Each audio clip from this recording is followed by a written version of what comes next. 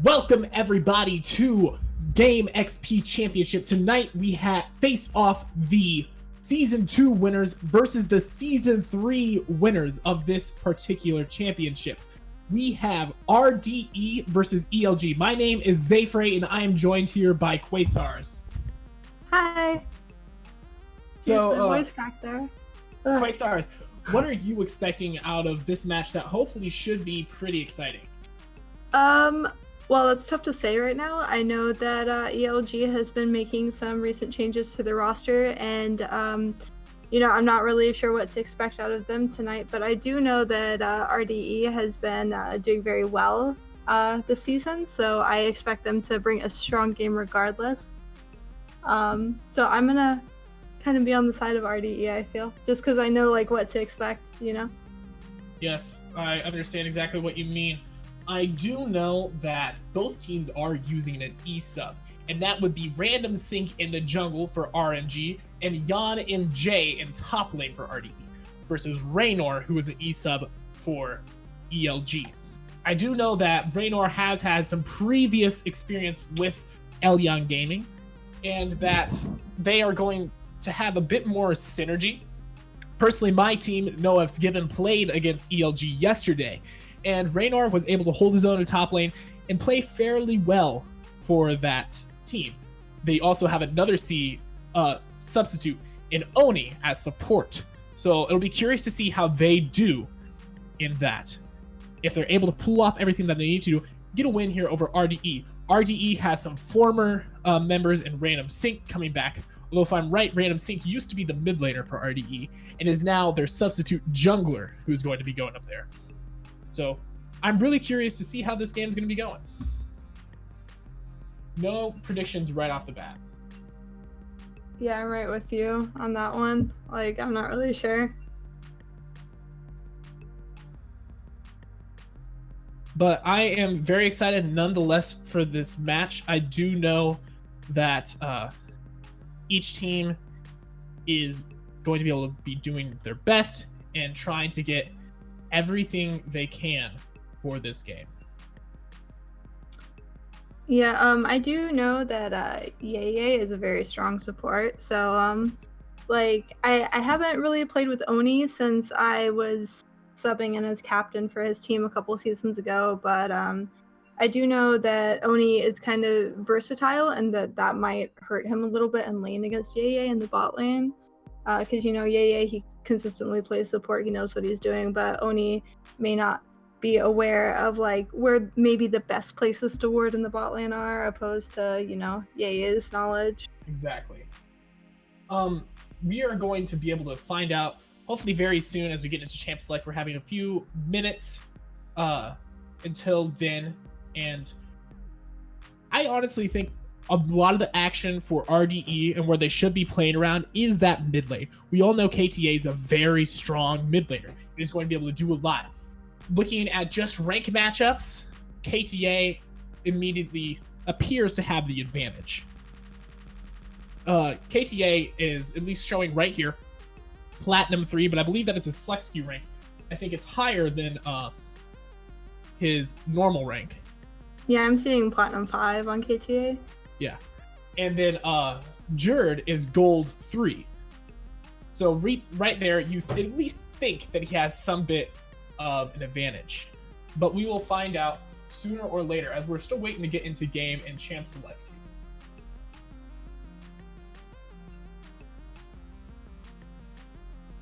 Yeah, it seems like there's a little bit of an issue with captains, and they're just not quite sure on the rules right now, so they're checking with staff just to clarify a couple things before we get into this game.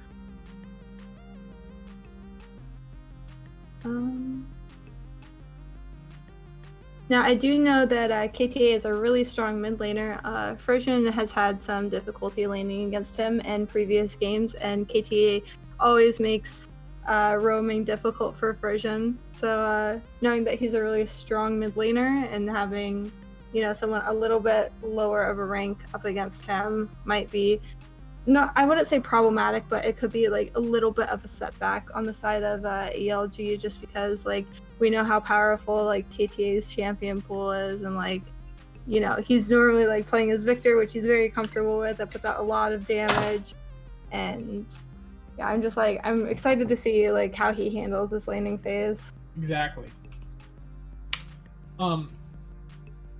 Overall, I know that they have a substitute in the top lane and a substitute in the top lane for both teams. KTA, as we said earlier, should be a strong mid laner. I think he is arguably one of the best mid laners in the league. Now, yeah, I do agree with that. I think he's top 3. Yeah, he's at least top 3. So if they don't play around that, that's going to be a big problem. I think Yeye, I mean, he was the MVP support last split. So that versus Oni, who's a substitute support, who, if I'm right, was actually a jungle main, is going to be a big problem for them if they are not careful. Random Sync, however, I'm not sure what his current main position is. I'm actually going to look at his profile right now, see if we can find out. Judging by his match history, he is a mid and top lane main. Doesn't have any jungle matches in his recent history. So if they are able to play around that, it'll be very good for him. Now it looks like we do have Big Brain mid actually coming in for ELG, which is a good thing for them. I think I'm not sure if they were in LCS order a few minutes ago, because thinking back on it when we played them yesterday, Jerd was actually their support, but is listed as their current mid laner. So if I'm right, Big Brain mid will be going mid, and Jerd will be going support. I'm sorry for that miscommunication earlier. They have a Platinum 3 support versus Platinum 3 mid versus Platinum 3 mid. Big Brain mid currently listed and in the support position, but is their mid laner. Just so everyone is aware.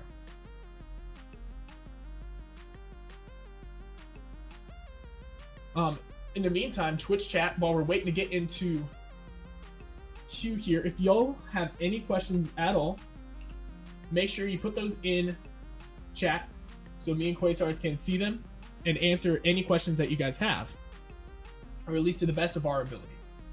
We're gonna be in here, try to bring that hype to you. It looks like we're actually getting into Champ Select right now. Now, as a reminder of the rules, since both teams do have those emergency substitutions, it is going to be a loss of all bans for all matches this series. Yeah, so unfortunately we're stuck waiting out those ban timers, all 10 of them. But we do have a hashtag free Cinco in chat. Very old meme. Thanks for bringing that up. Banned, if you don't remember. Yeah, that would have resulted in a ban like 2 seasons ago.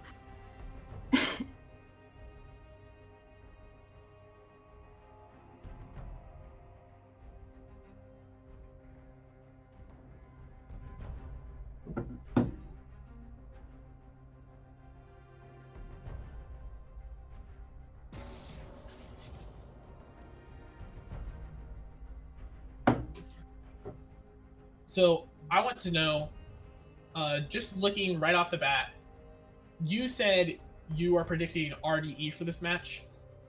Yeah, just because you know, I've seen them play a lot. They haven't had too many edits to their roster since the beginning of the season, so it's pretty predictable on how they're gonna play. I personally think that ELG stands a good chance in this series. I think they'll take at least one game off of RDE here. I think the substitute top laner could be something that will be not necessarily a problem, but if they aren't careful about that, it could be a bit of a issue. Just because that not being able to sync up, unless they've had some practice together, because I believe looking at the roster changelog, he is going to be their new starting top laner. Yes. He's going to be the new starting top laner for RDE. So if they're able to have some pre-made synergy, that'll be good for them. I do know, however, that ELG is moving. Let's check here. Raynor and Big Brain Mid to their starting positions. So, if they have that pre-made synergy with, judging by the match yesterday, they do have.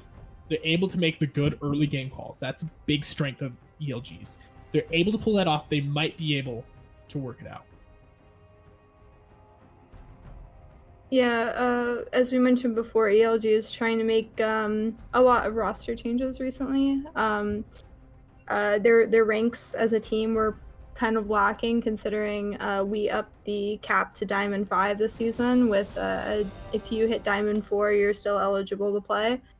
So I think that like the amount of golds that they originally had on their team, it just wasn't cutting it. So I feel like it was a good call on ELG's part to kind of bring in a couple of new players that, you know, are higher rank, have a little bit more experience as well. Exactly. But it looks like our first pick is they're hovering Braum right now, and that's going to be a Daddy Braum, my favorite. Big boy Daddy Braum for the big boy Daddy Yay 123. I think that's a great first pick for him here. If they're going to be able to pull that off in a bot lane and help Yay execute it, it'd be very good for him. Going for the Jhin here, which I'm not sure I'm personally a fan of, considering Braum's shield can just block the entirety of Jhin's damage on his ult if they use that as a form of engage. They're able to pair it with a good engage from the jungler or the top laner, it might be able to work out well for him. And there is that engage that we were talking about in the Gragas for Hottie Williams. Now, if you are able to look at some of their OP.GGs, we do know that Hottie Williams has been playing a lot of Gragas lately. So I expect this to be a very strong pick for him here. Jarvan coming out immediately. This could be flex to the top lane, or it could be the jungle. I have a good feeling it's going to be the jungle, though, as Random Sync is not a jungle main, and Jarvan is kind of an OG jungle pick, you could say. Not the strongest in the jungle right now, stronger in the top lane if you are going to play him, but still something that if you haven't played jungle in a while, you probably know how to play him if you used to play jungle at all. Yeah, Jarvan does have a lot of utility, and it does look like they're going for the Slam Jam team comp here. So far, they got the Orianna ult, and then Jarvan has his spooky little cage that he throws up, so you can't run away unless you decide to flash. And then we also have the Orianna ult. So right there is already pretty scary on the side of RDE. Yeah, very interesting too to immediately go with the Zed against the Orianna. Something that's really feast or famine right now, at least is in this current meta. Zed is not the strongest pick by far, but if you can get him ahead, this is still low elo, even if it is Diamond 5. It's still a low elo tournament. Zed can absolutely snowball and destroy your team comp. But all it takes is one Jarvan and Orianna combo, even just looking right now, to completely end the game. If this Gragas builds AP, he's still going to get one shot by the Orianna. I will be curious to see if Gragas also goes for Aftershock, Electrocute, or even Predator, which you've been seeing coming out a lot in the LCK from Spirit, who was a Freak of Freaks jungler, I believe. And then also starting to get picked up in NA. We saw people like Xmithy take it. So I kind of hope that we see the Predator. It'll be interesting to see it in this particular league.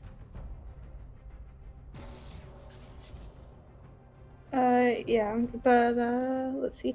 The Jhin pick into the Braum, like you said earlier, is like Braum can block all of that damage if he times his shield correctly and he just happens to have it up. And if not, you know, Braum's pretty tanky mid to late game, so if he takes a couple of Jhin shots, then it's nothing. So I wasn't too sure when we saw Elyon pick up that Jhin, especially after seeing the Braum pick. So I'm kind of eager to see like what they're gonna do to protect that.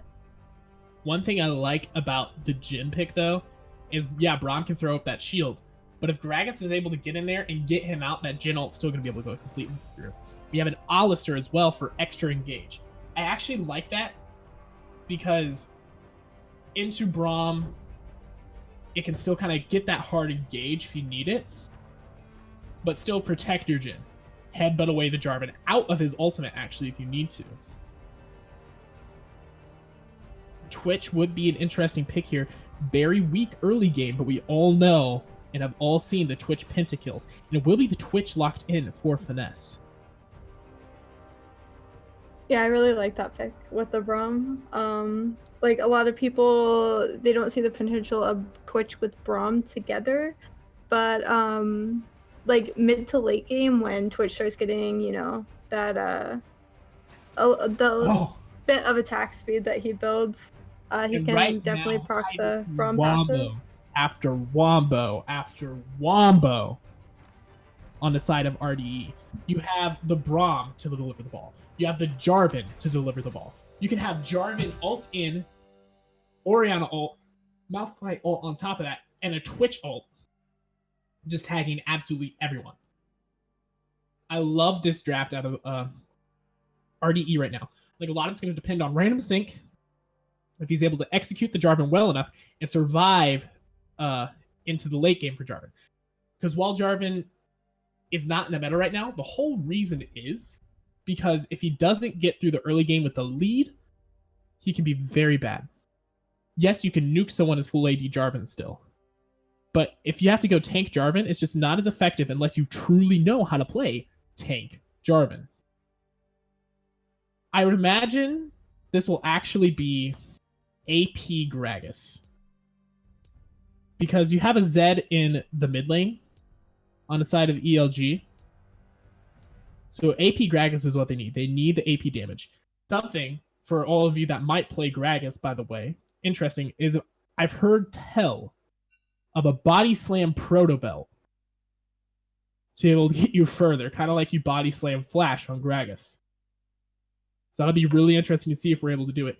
A reminder to place your bets as to who will win by doing exclamation point bet for either EG or RDE.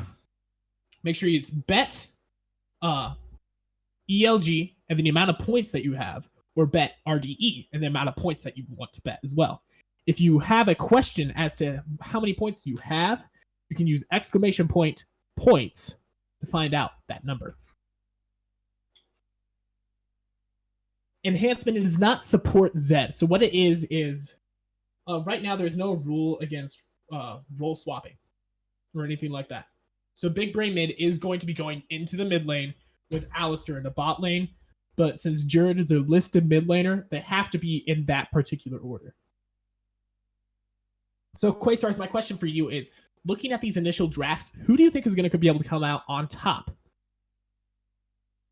Oh, that's tough. I do like the massive wombo combo from RDE. That makes me happy. But at the same time, when we look over at Elyon Gaming, they do have Mundo, who is pretty spooky. They have Alistar, who's also pretty spooky.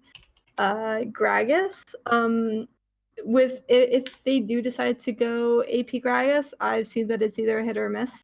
So if that's a hit, that's also spooky. And then we have the Zed, who can easily go in and one-shot the Orianna or the Twitch. And so that's, probably going to be their biggest damage dealers on the side of RDE as well. And then Jin, late game, his crits are terrifyingly major as far as, chunking out health goes. So, I mean, I'm still partial to RDE here. Like, they do have, like, the big wombo combo. And, like, I'm kind of seeing that team be able to, like, come together more towards mid to late game than I'm seeing the Elyon Gaming team. Yeah, so being able to. Yeah. I think that if Elyon Gaming can execute their early game well, they'll be able to come on top. If they don't execute that early game, it's going to be really hard. If RDE can get a single team fight in the mid game, they win. ELG here is going to have to go to picks. I mean, you have a Zed. That's what Zed's great at. Munda can split push against the Malphite. Malphite won't be able to wave clear against him. Malphite won't be able to damage him. Gragas can go for picks if he's going full AP. And as we get here out of the spectator delay, we will be going to an advertisement. So see you guys here in just a few minutes on the Rift. My name is Tim Borseth, and I own and operate Games XP in Decorah, Iowa. Games XP is a geek paradise. We carry everything from Pong and Atari all the way to Xbox One and PS4, and all the games that would go with those consoles as well.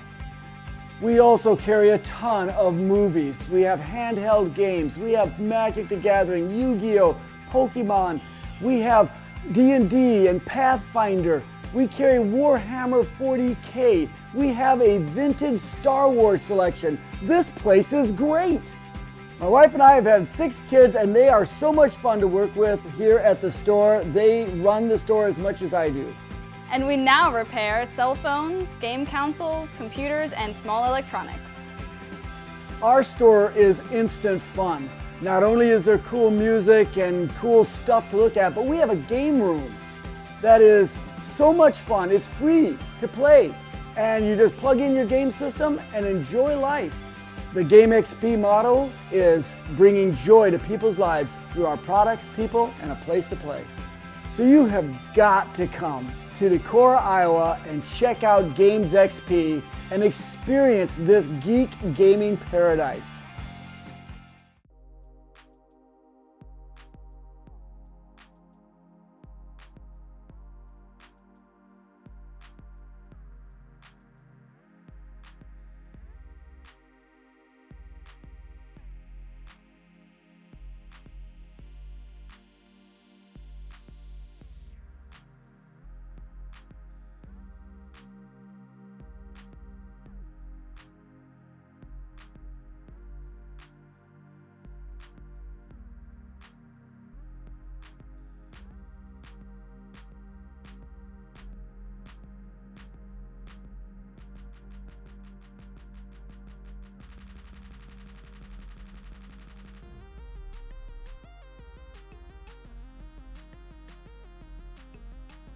Welcome back, everybody, to Summoner's Rift, as we are kicking off RDE versus ELG in this Game 1 series. We're going to see if we have any early game shenanigans going off for just a boring 5-point defense. Yeah, I think ELG definitely should go for the 5-point defense because they have a Braum on the side of RDE, and we all know that Braum's invade is terrifying. So. Yeah, looks like there won't be any shenanigans at all. The top laners will spot each other out and just kind of wave. Say hi. And that's all that's going to be happening. Not a true 5-point coming out from the side of RDE because there's no one guarding mid lane, no one really guarding the bottom side of river, which is unfortunate for ELG because if they would have tried to invade for an early ward, it most likely would have been for free.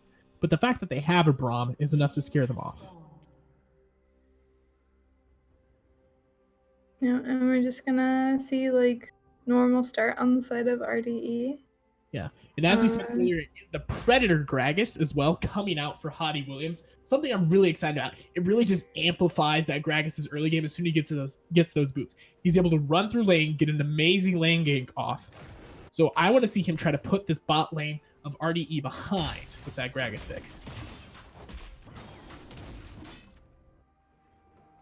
Speaking of Predator, I love that on Udyr, so if one of you wants to play it in the new game, like, let me cast it.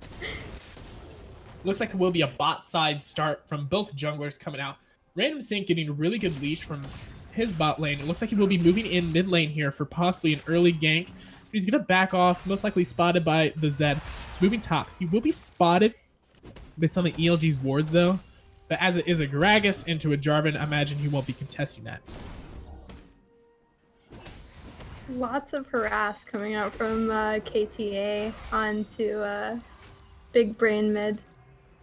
I like it. Some decent trades coming out in the bot lane as well. A nice health advantage here for ELG.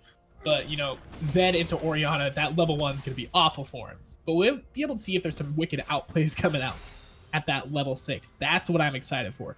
If Zay can use that ult to maybe dodge the Orianna ult, get around him, get that kill off.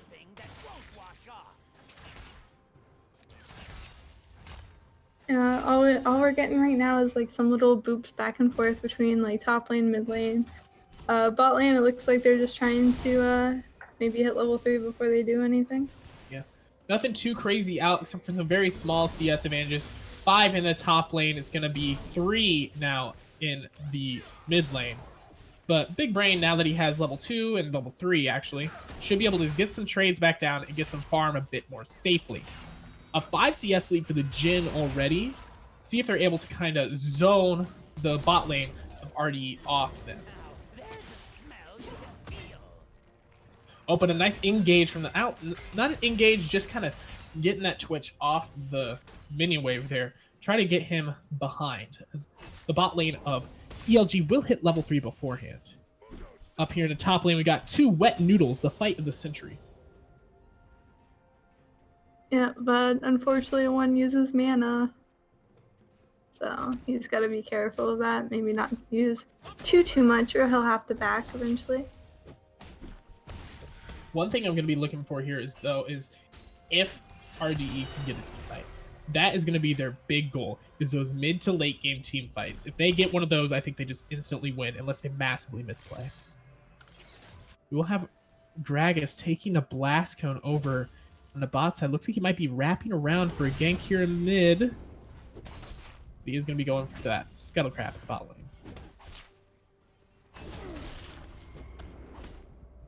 And we're just getting some boops top lane.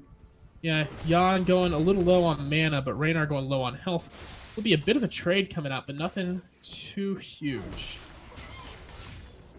Chat, if you guys have someone in particular that you're rooting for, let's see hashtag ELG win or hashtag RDE win. Show us who you're rooting for. Looks like Gragas is going to be coming in mid lane. He does have the Predator. He will get the body slam flash off, and that's going to be a flash out of Orianna. She does have the command protectably. Flash forward for Zed, but a nice barrier will keep her alive for just now, living with a sliver of health.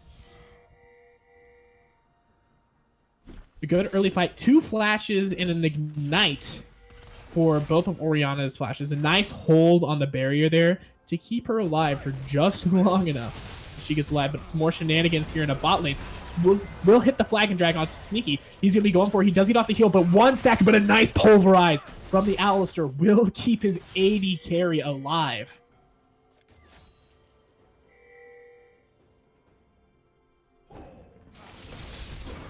And it will be Gragas here back down. It will be a nice flash pulverize, but now the Sneaky is caught out. Random Sync does flash forward. He's going to be Jhin going super low, but he has reloaded, and it will be a nice Braum shield to block off everything. Gragas is chasing down Random Sync. Can he get anything? But now Gragas is the one caught out. He's going to be stunned up by the Braum passive, and it will be Alistair. Nice headbutt to get away and peel that Twitch away.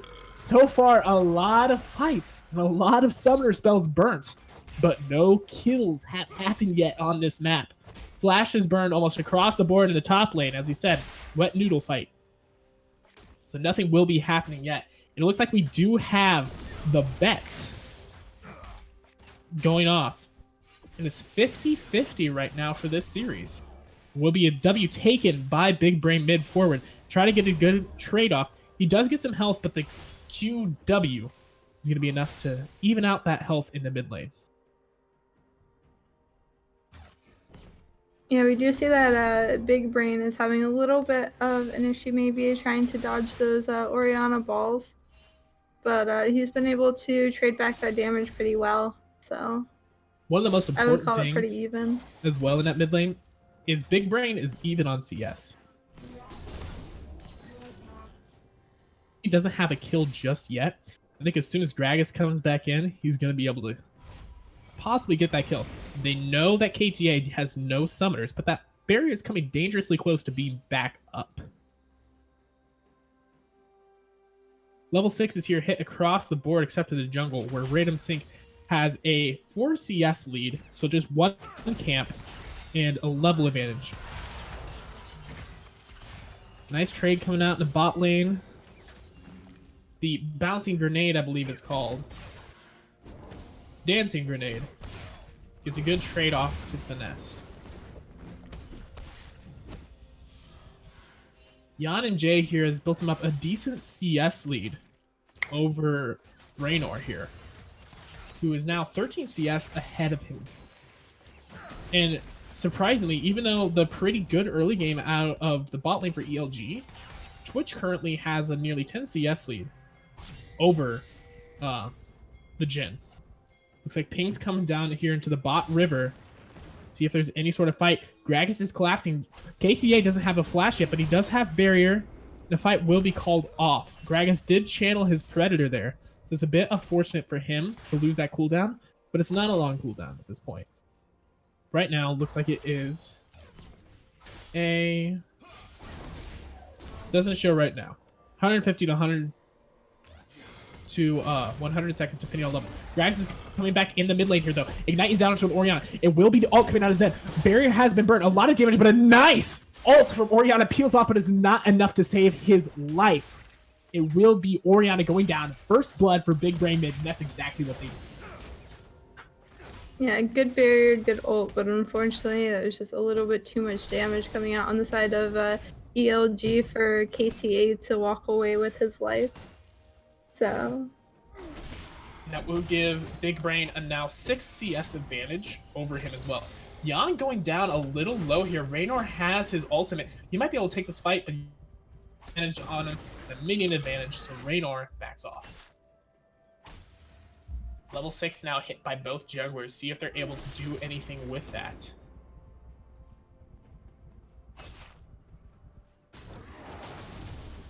and we do see in the top lane that Dirtbag Random is... Sync taking the blue buff from KTA right now. But Malphite's running a little bit low on mana, so if Gragas decides to come up there, then it might be a little bit problematic. Jan looked to start the fight there, but a ward placed by Jan will spot him. The KTA there.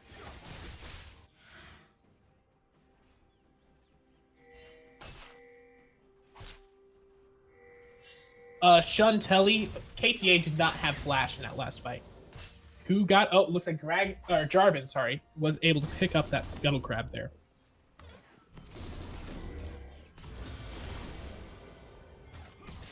Yeah, we do see that as far as warding goes, I think it's pretty even. Like they have, each team has you know, oh no, wait, RDE has 2 pink wards down. Elyon Gaming just has 1 in the river, and overall though, I feel like both teams. Oh, and it looks like we're gonna have a small fight coming down here to mid lane. Sorry to cut you off short, but Hadi is here. A nice headbutt onto Yeye will get him caught out. Yeye does have his flash, so he's gonna be forced to flash and stand behind me, but a nice Gragas ult will take him right back. The heal coming out of Twitch. Ignite is down onto Yeye. Will he go down? And C9 Sneaky takes him down with the curtain call. Vanessa is in a dangerous position, forced to flash out with the flash forward in the headbutt and pulverize. Double kill for Sneaky. A nice ulti from top will take down Raynor here. The flash is not enough to save him. His auto attack still goes through. Jan takes him down. Good fight across the board, but now we may be collapsing on the Orianna here.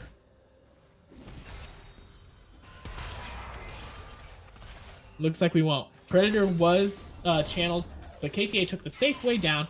Jerd's going pretty low here. He's going to have to watch out for that shockwave, but it looks like it's actually on cooldown right now.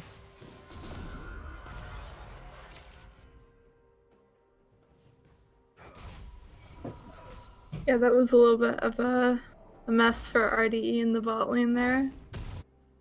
Yeah, it was a good fight, and it's going to be Stormrazor coming out for Jhin now. As he's still behind in CS, but those 2 kills puts him now close to 600 gold ahead of him. Looks like Random Sync is on to the Dragon, but red pings are coming down as well as they are going for this contest. Hadi Williams and Random Sync are the same level. Random Sync's smite not quite up, but it will be by the time that Hadi gets there. Dragon's at 2k health, and this health ward's coming out from Jan and Jay right now. Raynor does not health.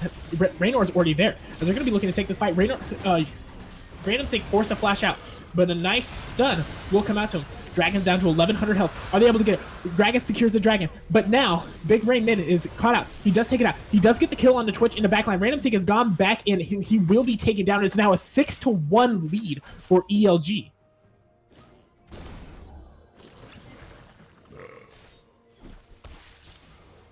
Raynor looks for a nice cleaver, but just a little bit of chunk damage, no follow-up from there.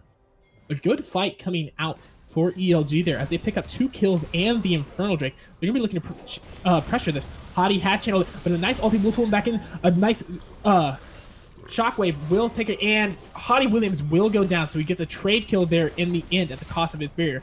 Not able to flash that Gragas ult there. If he would have been able to flash that, would have been taken down. It will be ELG picking up 2 turrets on this rotation as well. So a now 4K gold lead for them at 13 minutes. This game is not looking good for RDE. Yeah, I just think that early on Twitch really lacks that damage that Jin's putting out, and it's making it very hard for him to trade in any kind of fights that are going on right now. So since Twitch is a little bit more item-based than Jin is, I think that's contributing to RDE falling behind like they are, and then Orianna also getting caught out by, you know, the Gragas, and the Zed is not very good for them either. Yes. And it looks like we have a bit of a curious build coming out for Random Sync here in the Jarvan. He went Tiamat for the faster clear, and then into Cinderhulk, what looks like, with that Ruby Crystal being picked up by him. We have Runic Echoes already completed on Gragas, so his damage is going to be high, despite being down on that CS. That Predator plus Runic Echoes damage is going to be more than you think. Hottie looking to hover around mid here, but is going to be caught out by this control ward.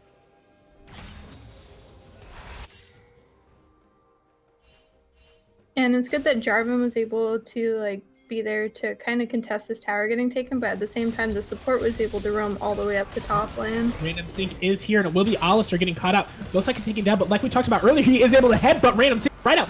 He's not sneaky now on a killing spree. The Alistair will go down, and it is the Orianna getting absolutely one-shot. Ult onto Yan MJ. He's forced to flash out, but Zed flashes forward. He is the curtain call that will be most likely taking him down. Raynor here down at the bot lane as Rex's hammer takes it down here. The ult is ticking. Is he able to get a trade kill? He is not. But that's taken so low. The ult is forced out of that Twitch to get it taken down. And overall, a 3-4-2 trade across the map, as well as a tower, as I don't think RGE can get this tower just yet.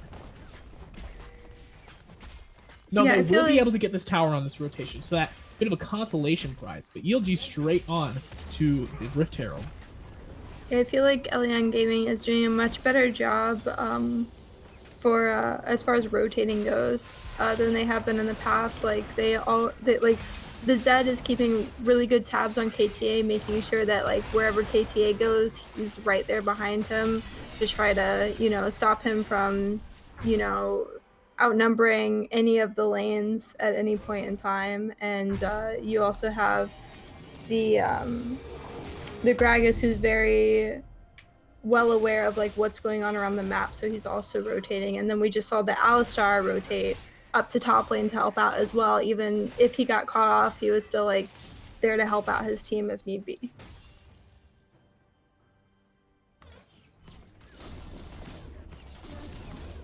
And like I said earlier, like the vision control was pretty even before, but now we see that RDE is dominating vision control. Or sorry, no. Elyon Gaming is dominating vision control, so it's like helping them figure out where the Orianna is going, so they can kind of prevent her from doing. Oh, but it looks like Sneaky may be cutting out. They can get this done. They're not, but the dissonance from Orianna will not be enough to speed up Twitch and get him ahead in time to one-shot that Sneaky.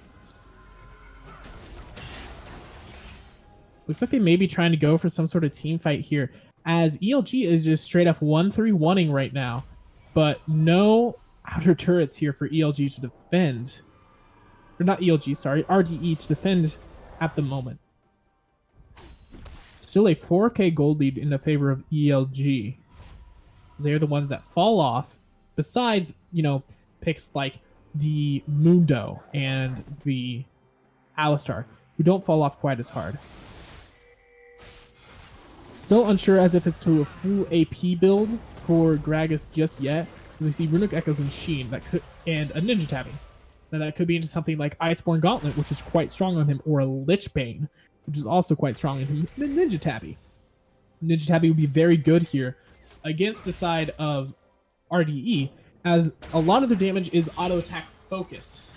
Yes, you have the burst coming out of Orianna, but a lot of that's going to be from the Jarvan as well. Ult down here onto Orianna as she's able to get that shockwave onto KTA. And he'll take his ult backwards. Not able to find anything else as he forces the flash out of KTA. Says that's enough for now.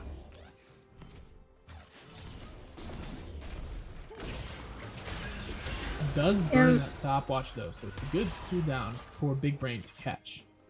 We do see that Elyon Gaming has already gone ahead and warded around that dragon pit before it spawns. It is an ocean drake, so that's going to give them the health regen that's ever so nice to have. It looks like RDE is not even trying to contest it. They probably don't even know that they're there quite yet. Looks like they're moving towards that way. Might go for some sort of steal, but don't get there in just in time. Jarvan is here. Might try to go for something onto the Mundo, but Mundo has his ulti. It will be a nice flash away, though, from Raynor to avoid that ult damage. He gets away with his life at the cost of his flash. Looks like there's going to be a siege down on the mid lane here. As Zed takes the W forward, flash out of Twitch will back the Zed off. But a nice flash ult, but an ult from Jarvan. Not Jarvan, sorry, Gragas takes him out. Herald will take the turret down the rest of the way, as that's all they wanted. They got the inner turret and back away. Spirit Visage right now coming out of Mundo makes him nearly unkillable out of the side of the Malphite, so no real contest able to do anything there. Those infected cleavers from the Mundo will be still doing a lot of damage to the Malphite, as it is max health percentage magic damage.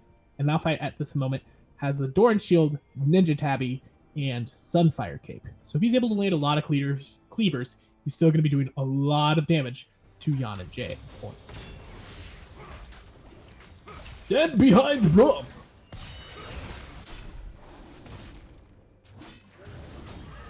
And we do see that Malphite is maybe trying to split push this bot lane, or at least like get the wave away from the tower. So if Elyon Gaming decides to rotate that down and try to take that tier 2 on bot side, they can at least rotate down and contest it in time. One thing that's kind of insane right now is despite a 20 CS deficit for the side of C9 Sneaky, he is actually half an item ahead of this Twitch at this point. He has a total of 7,700,000, where Twitch has only 7,000 right now. So only 700 gold deficit. That Twitch CS right now is really coming through for him. He's able to get that small kind of compensation to Jhin.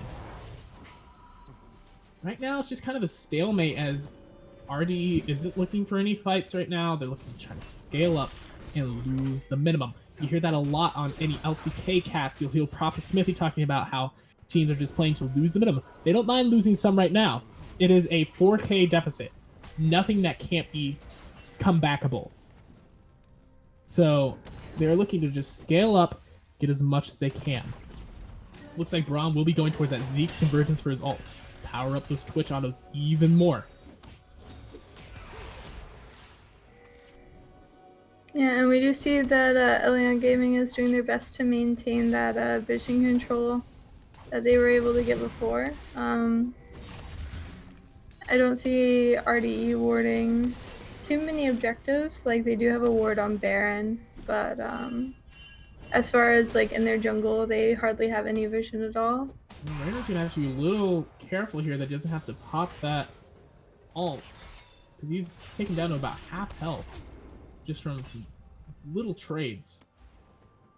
We will, if you do remember that,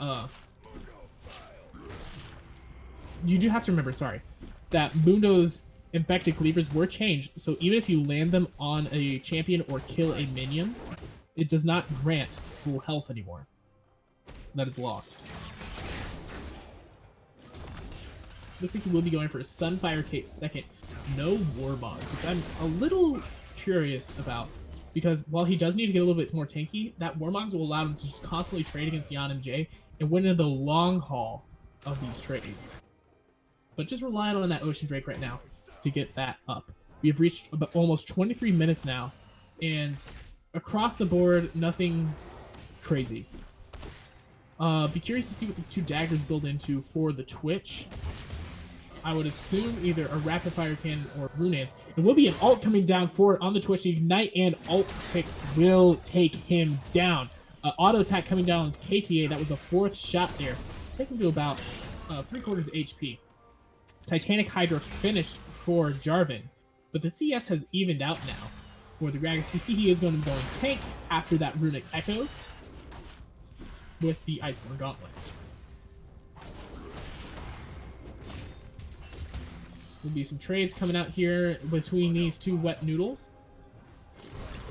The Predator has been channeled. They're looking to dive the Malphite. Alt channeled. Headbutt will knock away Yananjay. He does ult though, and it's going to be him going down, but does manage to break out 3 ultimates for ELG, so that's pretty good for them. ELG, RDE looking to collapse here possibly on this red side, as I know that multiple ultimates are down. Are they able to find anything out of it? The ELG gets the turret before they're able to collapse, and it's going to be Big Brain mid here with a full push on the top side.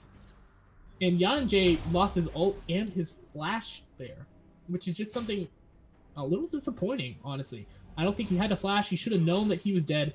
No way he got out of that, or no way he even traded Hill. As he's full tank Malphite, not going to be able to do much damage. Looks like he's going for an Abyssal Mask second, which is a little interesting to me. As Mundo's going to be the only one doing magic damage, unless he is just looking to deliver that Orianna ball, and that's what they're counting on. If he has that Abyssal Mask and delivers an Orianna ball when Ori's at 4 items, that's going to be massive damage. You have Drake coming up here in 10 seconds. It is going to be another Ocean Drake. Looks like ELG's moving straight towards that. Orianna and Braum both backing. Braum cancels his back. RDE most likely to just try to push out this mid lane, get what they can in trade for this Ocean Drake. If nothing else, some side lane and mid lane pressure. Yeah, it doesn't look like RDE is really trying to, you know, maintain their vision on objectives or contest those objectives. Like, I feel like Elyon Gaming's making it very obvious that they're going for those objectives. And maybe just, that's just me, but either RDE is not picking on it, or picking up on it, or they just don't mind giving up a few dragons. And yes, Cardinals, I was pointing out that a lack of MR would struggle in trades against Mundo. But as we see right now, Raynor isn't really trading very well. He is going for trades that are actually a loss to him, and Yananjay is picking up free farm. So I don't think the Abyssal Mask, unless it's for use against the Orianna, will be helpful, as since Hottie Williams only went for the Runic Echoes, then and not full AP, there's no magic damage coming out for the side of ELG. If against a Malphite and a Jarvan, who has built Cinder Hulk and Titanic Hydra, it's going to be a big oof. I think, honestly, a great pickup for him, as he's able to reduce that Jin's attack speed, and therefore reduce some of his AD. And you think everyone should go full AP. There'll be some trades coming out, but Raynor has a level advantage, and his ultimate has not channeled it yet. But the ult coming out from Zed here, he is going to be able to flash forward, but a nice take back, and he will live godlike here in the mid lane for Big Bray mid, as KTA is just oof.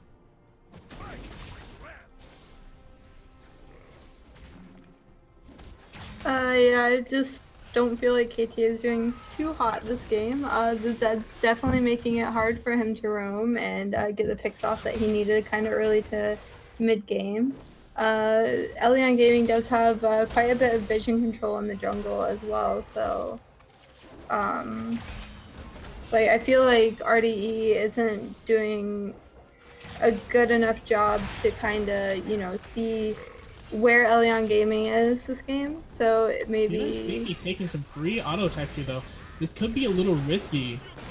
Flash forward, and it will be the shutdown for a missed ulti from the Dragons. Will keep everything out of the way.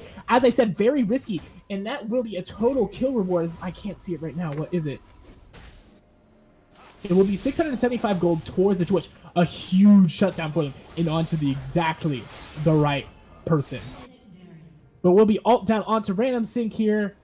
Stepping forward, no vision, ints. That's where you question mark ping the jungler. This is a jungle mate saying that you should question mark ping the jungler. Say, what the hell are you doing? Yeah, it's like I said earlier, it's just RDE doesn't have that vision control, so how would they know that Zed's there ready to pick off the jungler? Like, they don't right now. So it's very important that when you notice that the enemy team is all up in your jungle. Oh, but I'm gonna have to stop you right here. Zed is stepping forward. He does take the W forward. The shockwave does not go through yet, but another shutdown for the Twitch. Exactly who they need to go for. That's a completely worth trade for them. As that is now a, I can't see it, 950. They just gave Twitch 1,500, nearly free, gold. Yeah, it's getting to the point in the game where Twitch is starting to get a little bit scarier than Jhin, and Twitch is ahead in gold by 1,000 right now. Yeah, so he's got the items that he needs to be terrifying, and he just needs to get the kills. So as soon as he gets his Infinity Edge, because ELG hasn't been able to do anything. They haven't tried to force Baron yet and force out that team fight, but while they still had ahead. While he was still ahead. Right now, if ELG doesn't end this in the next 5 minutes, they win. 100%. RDE wins this if ELG doesn't get Baron at least in the next 5 minutes. Yeah, I do agree with that. Like, I feel like right now Twitch is he's starting to get the potential to, you know, kill everything like Twitch's do late game, and if Elyon Gaming doesn't wrap this game up pretty soon, then they're going to have an extremely difficult time dealing with that Twitch. Like, I believe that but we'll have to it wait would still be just winnable. a second here, Quasars, because we have a nice bait coming out. They're going to try to face check. There are no blue trinkets on the side of RDE. Predator has been channeled by Gragas. That is a mistake for me, because Predator icon shows on people, but they're looking for a possible team fight. A Gragas ult will knock Ori out of the way. Oh, but Alistair messes up this combo. Saves it, but Zed dives forward onto Finesse. But a nice stopwatch will save him. Finesse is taking solo. A nice Jarvan ult will take everybody down. Hottie Williams does go down. Jerd, oh, headbutts away. Finesse is now on a killing spree. Curtain Call has been channeled. KTA taking solo. Finesse comes out of him. Oh, but he's taken down. But is that a double kill for Big Brain Mid? He's going to go forward. Is it the triple kill? It is not. But John is going solo here. Daya is also solo. Infected Cleaver's coming out. Mundo's at full health. Mundo has his ult channel. Is he able to find what he needs to do? It looks like they're going to back off and take the mid lane turrets right here. Oh! Alistair combo. Almost completely destroyed them there. But Big Brain Mid saying, get on my back, ELG. I got this. And he's able to find the kills that he needs to get. Another Infernal Drake on the board. This is now starting to look a little bit scary as they have the advantage. And everyone will get their backs off as the Malphite E, I believe, or is that his Q? I'm not I sure. boosted. As Malphite's Q will follow Zed all the way back to Fountain. It looks like they're going to look to force Baron here, but everyone is up for the side of RDE. If RDE can get the combos that they need to get, game over. Malphite has teleport. Baron taken down to 10k. RDE not checking anything as Mundo's mid. They think everyone's just in base right now. Yeah. RDE not checking anything. Twitch is moving over, but he's moving solo. If he goes over here, Baron's going to be taken down for free. Blue Trinket finally dropped. But they get it. Zed goes forward, and Finesse is taking solo. Mundo's going to be looking to take him down. Big Brain Mid does take him as they're looking for possibly the final team fight right here. But a nice Gragas ultimate will stun. The Shockwave will get a bunch of people. And there's a Malphite. Oh, everyone's taking so low, but Malphite's on the wrong side of the team fight, and KTA is zoned by the Mundo. A great fight, a great call. Big Brain Mid unstoppable right now. They have a super minion wave. They're going for the end. GG's coming out in chat. They have Baron, have the final wave. Headbutt Pulverize will knock up Jean and Jay as he's looking to do his best. Say, please, God, someone die. But it will be him going down, ruining his KDA. Nexus will be taken down. GG's for ELG.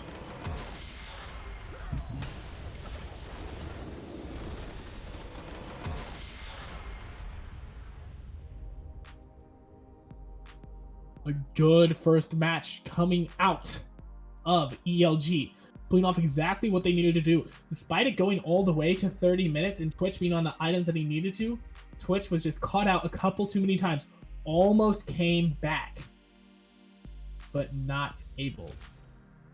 Yeah, I feel like in that last little fight that they had in jungle over by Baron Pit, like there was a good ulti from Malphite, good ulti from Orianna. It's just Twitch got picked off just a little bit too early.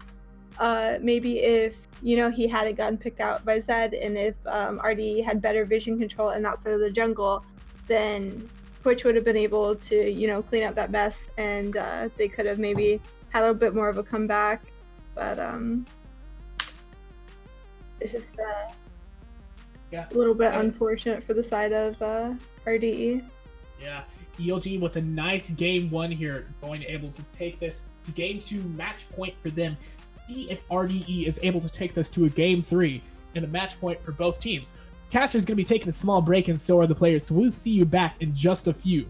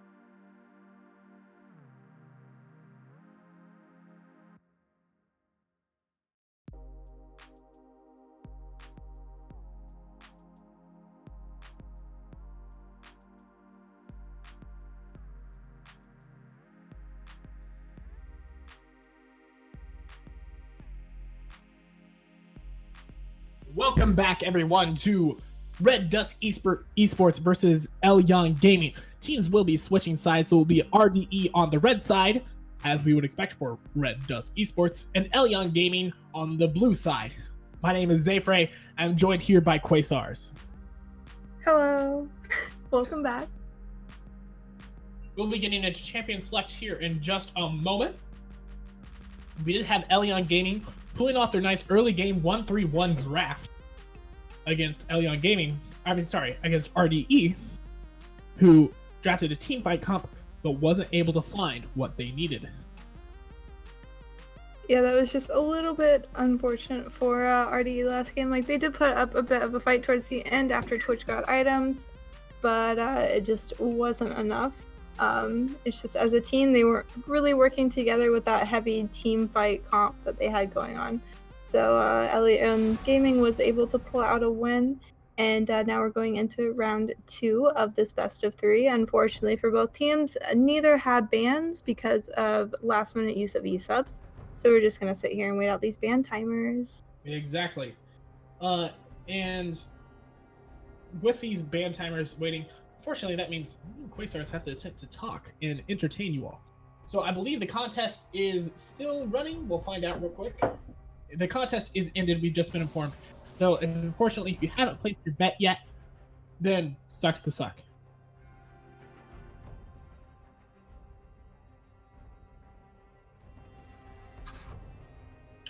Just got informed on what the votes are for this matchup. 57% in favor of Elyon Gaming. 43% in favor of Red Dusk Esports. So that's really close. Very close. See what they're able to pull off here and find anything else. And somebody will have left champion select for once. It seems like It's yay. I'm not sure what happened there. We will stand by and keep you informed momentarily. Yay had a bug splat, so that's where Yay went. He is restarting his game. He'll be back in lobby shortly. Luckily, it was a support, so we don't have to wait on anyone having to mess up the team necessarily.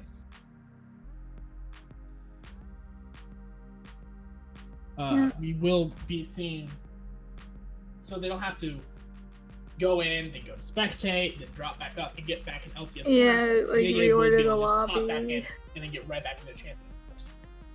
Luckily, we weren't too far in to those 10 long 30-second ban timers that we had to wait out, so... Yeah, luckily it wasn't like last ban, last pick type thing. Yeah, that would have been awful. Hard pass.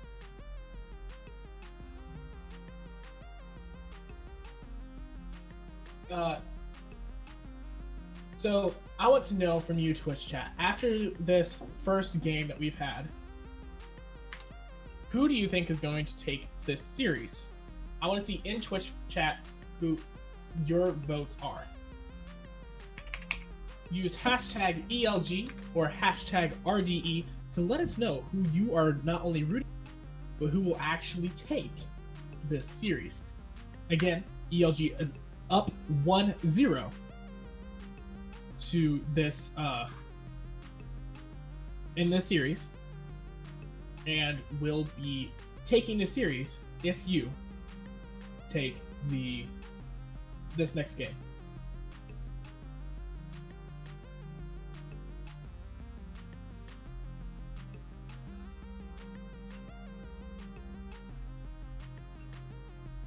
Looks like we have one hashtag ELG coming out so far, one EG. So a couple people that are actually paying attention in Twitch chat voting for ELG.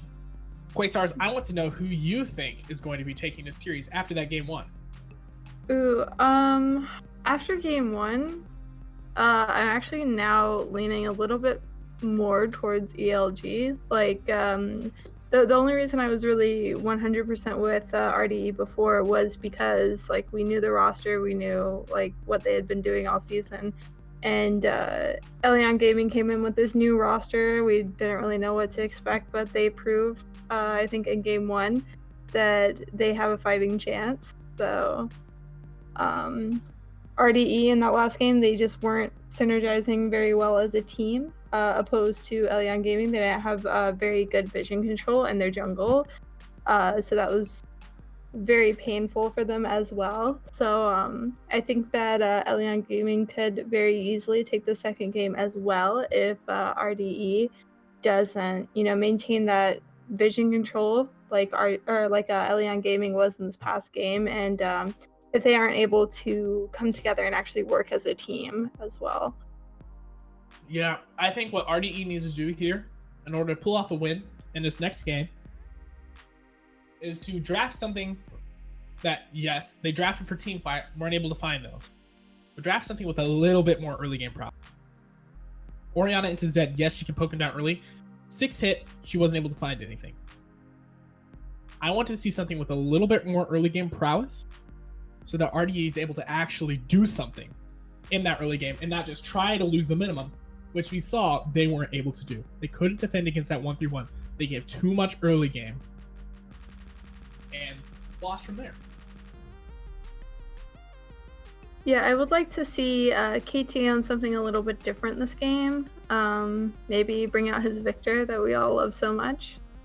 There's no bans, so it could very well happen. What I would love, I don't know if it will happen. We all know KTA has a clean as hell Zed. Take Zed. If it's given to you. Throw down that gauntlet, say, I saw yours, I'm better than you, let's do this. Or as Jax would say, let's do this. Oh.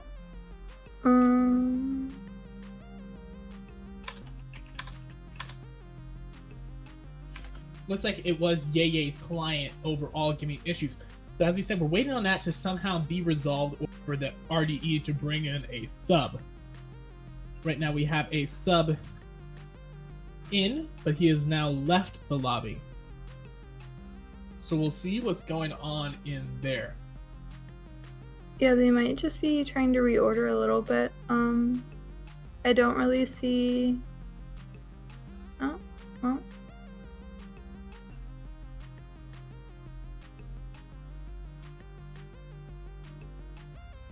Did they get it?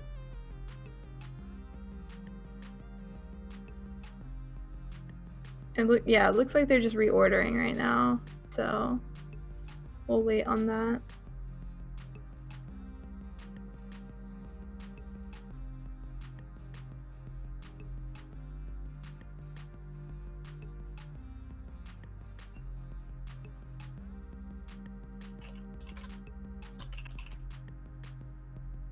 Yeah, and we do have Elyon, who was season 2 champions for this particular tournament, Games XP Championship. RDE was season 3 champions of Games XP Championship. See if they're able to pull off, get this ultimate throwdown of their first series.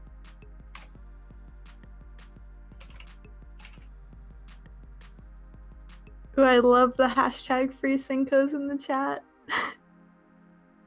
Careful though, Nina might ban you guys. Okay, 1 second here, guys, as we're still waiting to get in.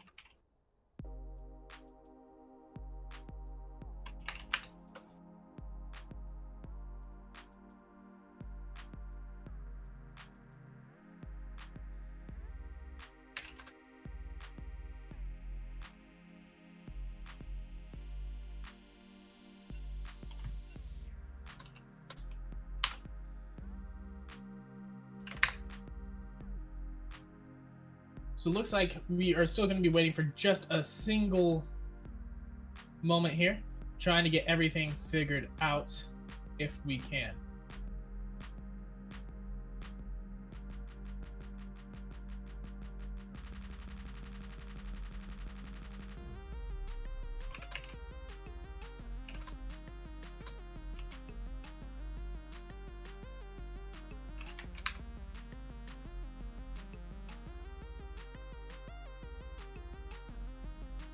Okay, so while we try to get everything figured out and get these emergency subs into go here, we are going to be going to a short break. We'll be back with you in just a moment.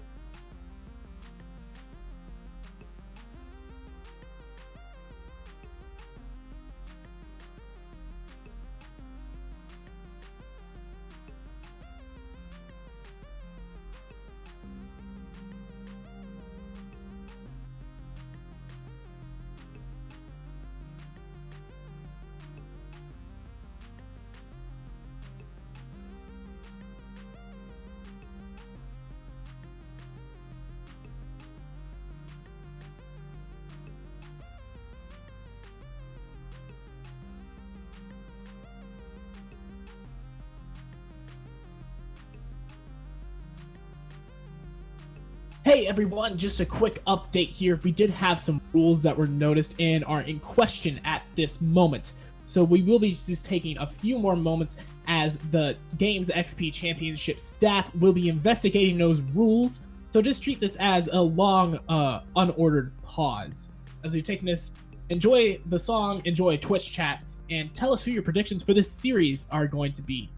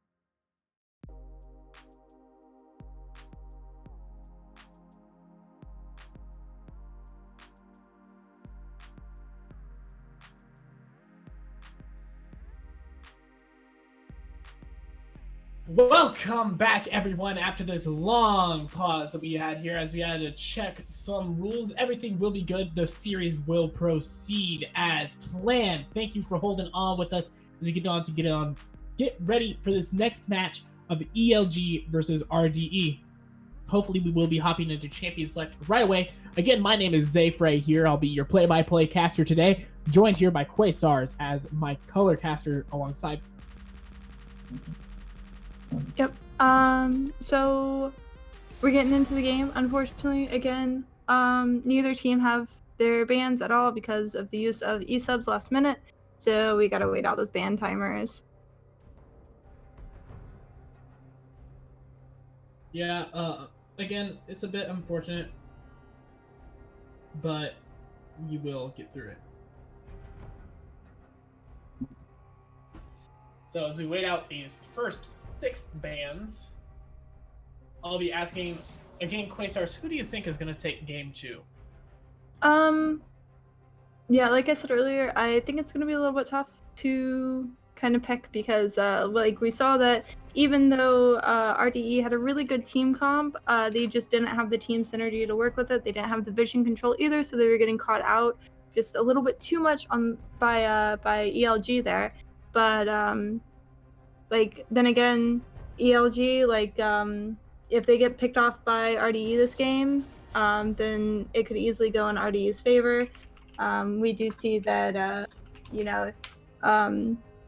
no matter what kind of team comp you have, picks are always good to have. So it's just a matter of can RDE, come back and get that vision control that they need to kind of prevent getting picked off and enabling them to get picks, or will it go like in the opposite direction and will ELG have that vision control? Exactly. And not only vision control, but can they execute the comp that they needed to? Last game, we saw RDE had a very strong team fighting comp, but was getting picked off too much, which again leads back to that vision control that Quasars was talking about.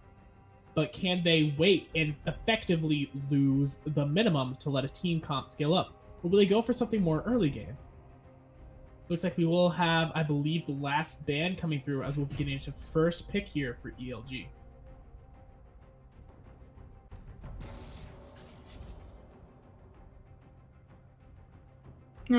We did see that, unfortunately for KTA, like whenever he tried to roam, the Zed would follow closely and, prevent him from doing really anything in the side lanes. And in the mid lane, we saw that the Gragas was coming, helping out the Zed a lot, trying to shut down KTA. So we might see that KTA maybe go for a little bit more of a mobile champion if he wants to roam. And if not, then maybe a safe pick that could dominate. Sorry, I can English. And lane a little bit better, like maybe like a Syndra. Yeah, something like a Syndra would be pretty interesting. But I want to see something that will be able to fight bot lane a little bit more as well. Because we saw Sneaky was definitely their main carry that last game. Will be the Braum picked up to take that away from RDE, but we saw that Yay is not playing this game. They had to substitute out because of Yay's client issues to Soul My Son for Cow. Which this game I believe I'll be calling Cow. We also saw that they subbed out Random Sync for Michael G. And is it going to be the Hecarim? I believe Hecarim to be pretty strong right now. Yeah, yesterday I was playing a solo duo game with Songless, and we actually saw a Hecarim mid, and like that you never really see, but he actually dominated in our game. So I think overall just Hecarim's really strong right now, and he can kind of go wherever he wants to. Yeah, Hecarim, again, one of those champions with a bad early game, though, is able to get some things done in that early game, but not a ton. We did see the Zed picked up again for KTA, taking that away not only from Big Brain mid, but is also one of his main champions.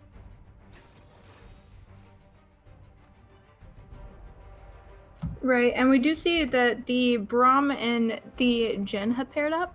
Now, personally, I'm not too much of a fan of that because, Jin, his auto attacks are very slow. And unless Braum is able to be like overly aggressive in lane, it's going to be very hard to get that Braum passive off onto the enemy champion. Yeah, and this is actually something I'm a little bit excited for. Yana J is a very good Maokai player, and actually is what I would call a one-trick pony on Maokai. So this is his main champion. See if he's able to get something out. Right, and we do see that like mid to late game, Vladimir's lifesteal is really scary. So I've actually been in a game. I'm not sure if they like changed it in recent patches, but I do remember a few weeks ago I was in a game where Vladimir was able to almost one-shot a Draven with his lifesteal ability. I don't know what it's called. I don't play Vladimir, but yeah, if he's still as scary as he was a couple weeks ago, he could be problematic mid to late game. Yeah. So the Braum and Jin will be able to pair up. Okay, again, not the greatest by any means because of Jin's lower attack speed. That's set attack speed due to his passive. But still a strong pick overall. And not only that, but a takeaway from RDE. They believe that the Braum was the biggest problem in that last game. So I don't mind it by any means.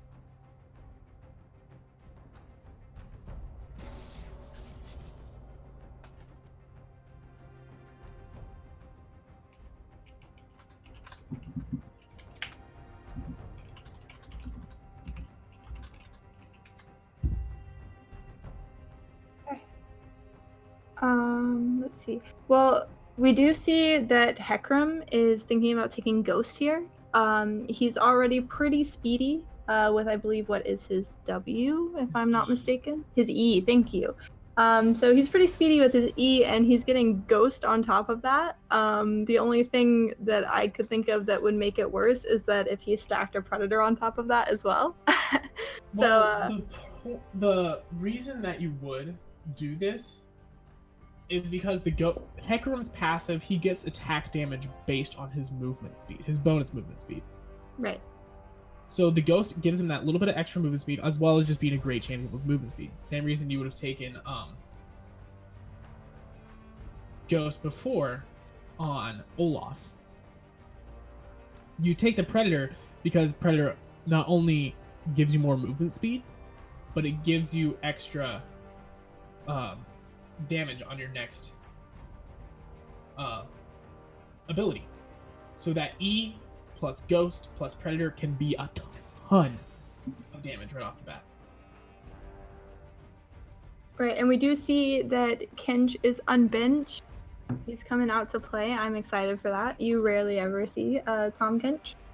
And I feel that he can most definitely save some of his friendos' lives by eating them last second. So I'm excited to see how Sold My Son for Cow, great username, goes and plays this Tom Kench. Yeah. The Kai'Sa to pair up with it. I like this. Gives him a good amount of late game.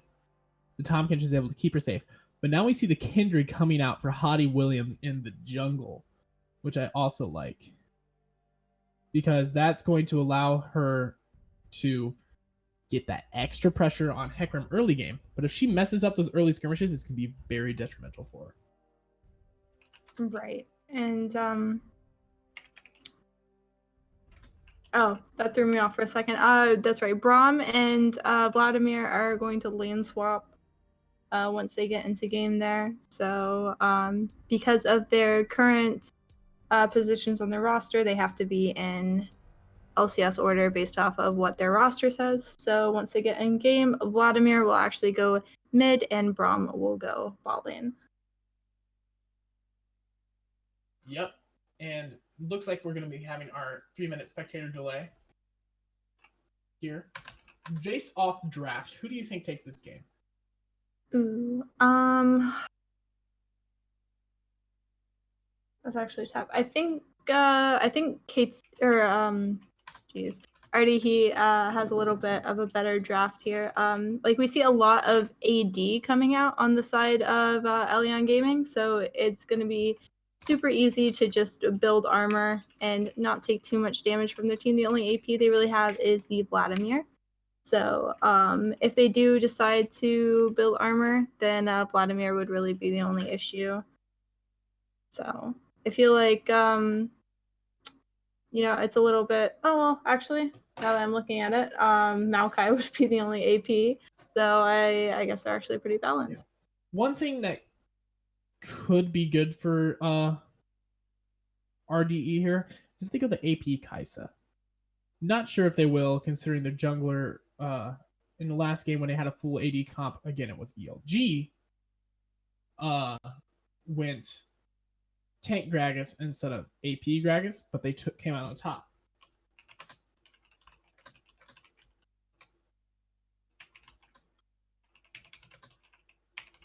Yeah, I would like to point out that the Braum is taking Ignite. So I feel like he might try to be a little bit more aggressive in laning phase.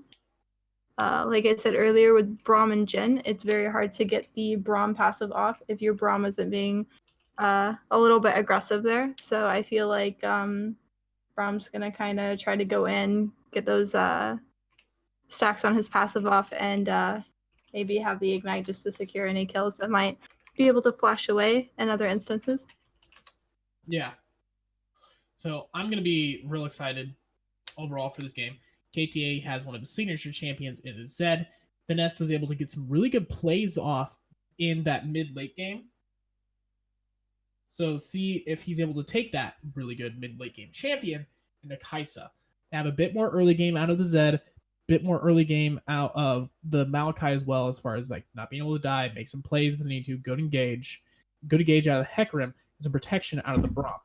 Again, my biggest fear for them is now ELG has all the team fight. That Ornn ultimate's going to be able to do work. That Jhin ultimate on top of the Ornn ultimate, able to kill everyone. Kindred can proc the Braum passive if need be. So, lots of scary potential there if that happens.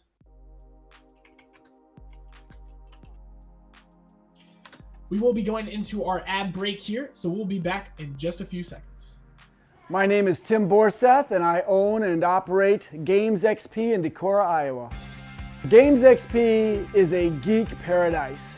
We carry everything from Pong and Atari all the way to Xbox One and PS4, and all the games that would go with those consoles as well. We also carry a ton of movies. We have handheld games. We have Magic the Gathering, Yu-Gi-Oh!, Pokemon. We have D&D and Pathfinder. We carry Warhammer 40K. We have a vintage Star Wars selection. This place is great. My wife and I have had 6 kids, and they are so much fun to work with here at the store. They run the store as much as I do. And we now repair cell phones, game consoles, computers, and small electronics. Our store is instant fun. Not only is there cool music and cool stuff to look at, but we have a game room that is so much fun. It's free to play, and you just plug in your game system and enjoy life. The Game XP motto is bringing joy to people's lives through our products, people, and a place to play. So you have got to come to Decorah, Iowa, and check out Games XP and experience this geek gaming paradise.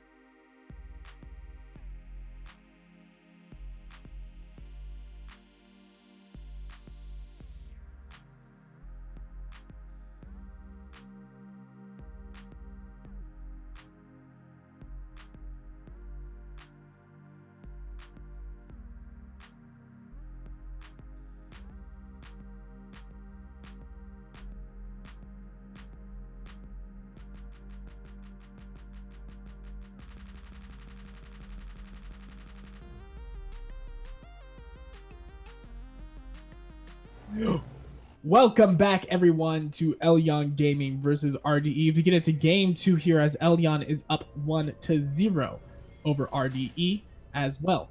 So let us know in chat who you think is going to take this series. It looks like that Elyon Gaming wants to invade here. So they do have the Braum, which is a spooky invade, if I do say so myself. Fortunately, my game lagged out, so I will be just a couple seconds behind.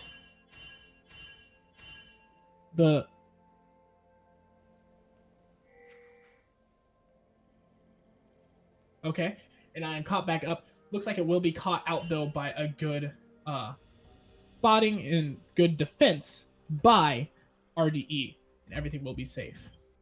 Minions have spawned.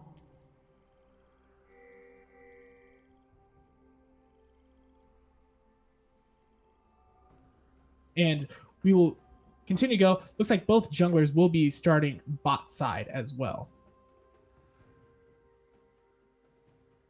Yeah, now, I actually wasn't paying too close of attention in Champion Select. You did point out that they do have the Kindred on the side of Elyon Gaming.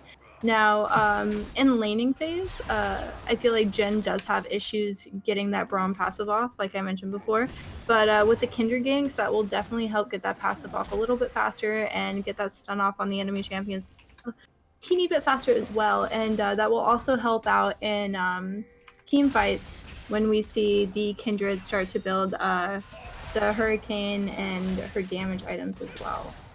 Yeah, what I actually want to see out of this Kindred too, is that the Kindred actually goes Blood Razor instead of Warrior. Most common item for her to go is Warrior instead of Blood Razor.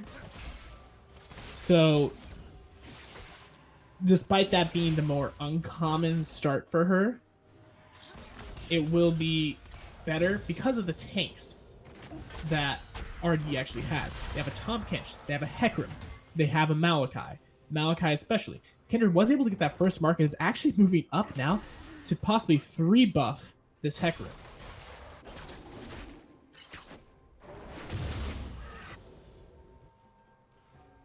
And she does get the enemy jungler's red buff, and it looks like she's not going to get caught out. There's no one really there. Hecarim's in the blue side jungle, and Kindred's going to her blue now. So, Yeah.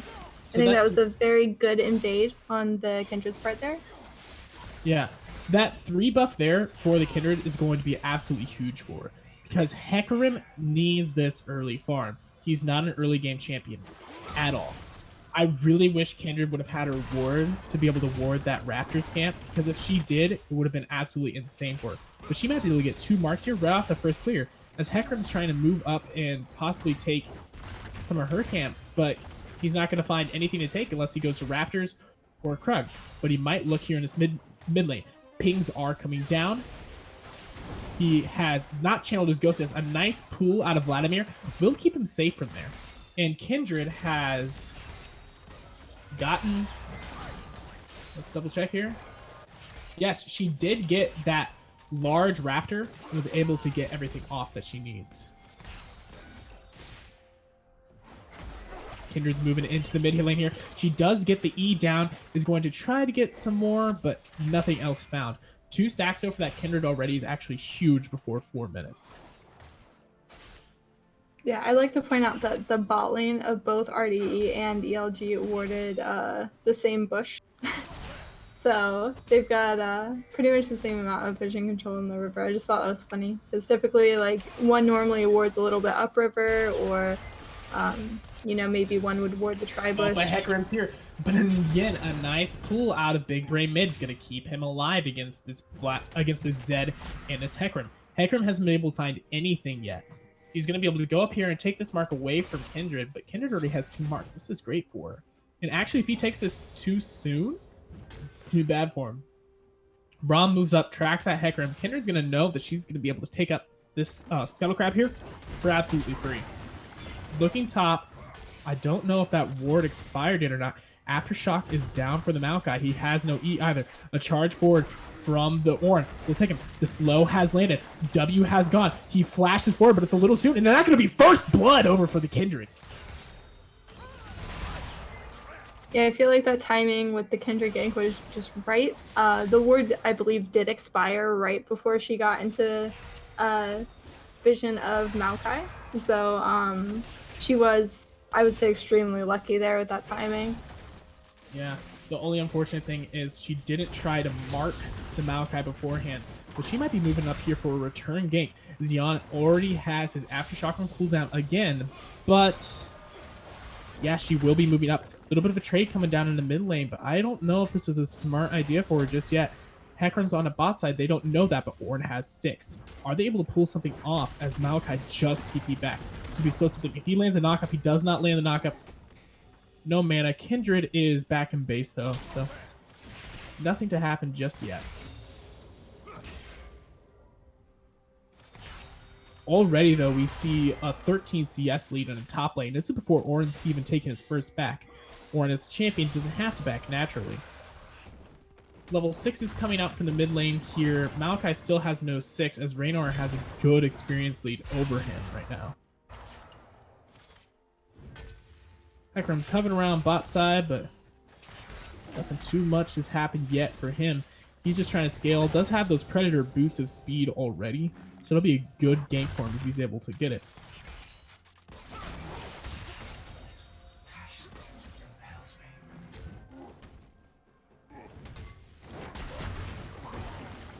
Looks like got our suspicions confirmed, and I am good now, so we will be able to get along slowly. Apologize if I was behind a little bit earlier there for those of you watching at home. A nice small experience lead coming out here for the Vladimir. Just a few CS, nothing too crazy just yet. Bot lane's both pretty even. The only difference is Kai'Sa has used her potion, while Jhin has not yet. So he has that, even if it's not official health advantage for when it comes later in the fights. No summoner spells burnt besides Yon MJ's flash in the top side. I've not seen any extra marks pop up for Kindred just yet. It does look like she's going to be going for that warrior build with those 2 long swords that she has right now in the red smite. It looks like the junglers are maybe going to say hi to each other. Here. I don't know if they have any cooldown yet. The Ignite's down onto the Vladimir. Kindred is here. No 6. It will be the ult coming forward from Zed. And Michael G does not go down yet. KTA does get that kill going down. And it's going to be Yurd going down in the bot lane as Finesse has slain Braum. So a good 2-kill advantage going for them across the map. Sneaky just kind of leaving Braum out there to die. Sneaky had his heal, had his flash. They didn't try to take any sort of fight there. Vlad kind of greeted as well for that Hecarim. I think if they would have turned onto the Zed there, him and Kindred could have just killed him right away. Hecarim did have to burn his ghost. KTA burned both summoners, and Kindred burned her flash as well. Yeah, it looks like Kendra was maybe thinking about coming top lane for a gank, but then decided against it. And bot lane is making sure that Kindred does not get that mark on Gromp because they're not 100% sure where she is right now. But Mr. Production Manager, is it possible that we could switch the Braum and the Vlad on the scoreboard? Twitch chat wanted to know.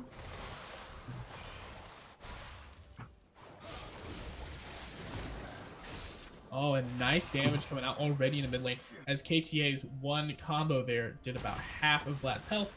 Vlad is a champion though, we'll just heal that right back up. Decent little trade coming on in the top lane though, but a bunch of wet noodles not doing too much despite Raynor losing some health there.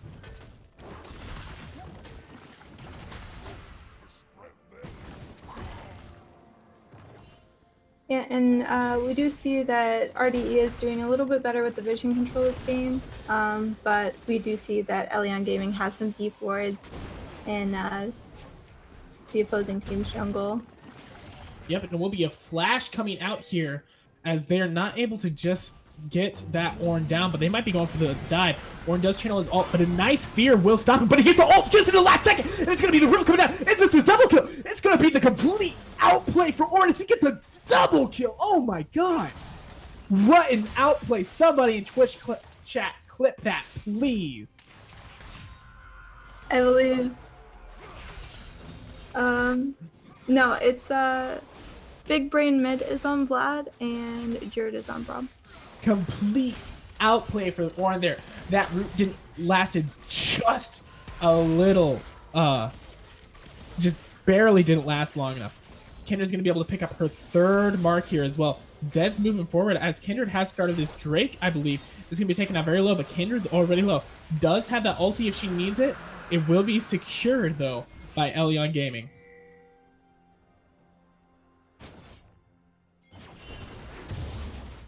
A complete outplay, though, for Raynor. What an amazing job there.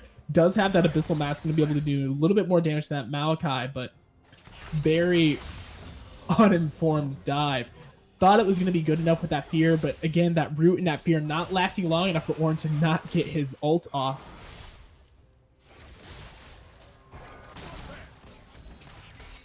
Overall, fairly even except for that top lane, where Orin is now 1,000 gold. Sorry, excuse me, 1,200 gold ahead of Maokai at this moment.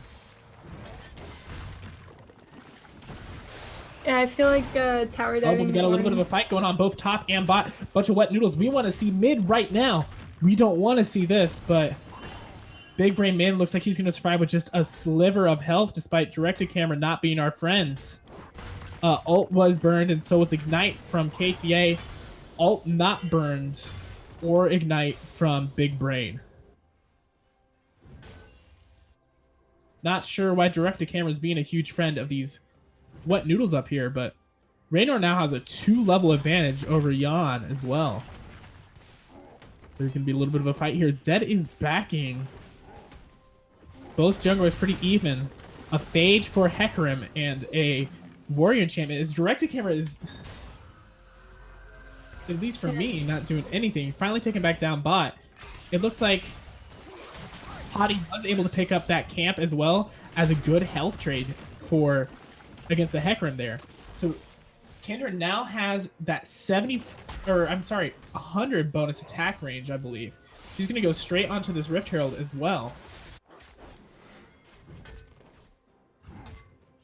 Yeah, Orin's definitely trying to get a little bit of vision control before they start that Herald. Hecarim is close by, so they do need that to kind of watch out for him. Yeah, but Orin at this point is just trying to defend that Rift Herald, make sure that Hottie can pick that up. If ELG can pick up this win, it's going to be a massive win for them here. Not only to 2-0 RDE, but to just get a win for them by themselves. KTA has the level advantage here, has the item advantage as well. Going to go for a bit of a trade, but nothing too much happened there. A little bit of health. Vlad's going to be able to heal that right back up with his transfusions. Yeah, and Kindred was able to secure that Rift Herald, so that is a Herald on the side of ELG.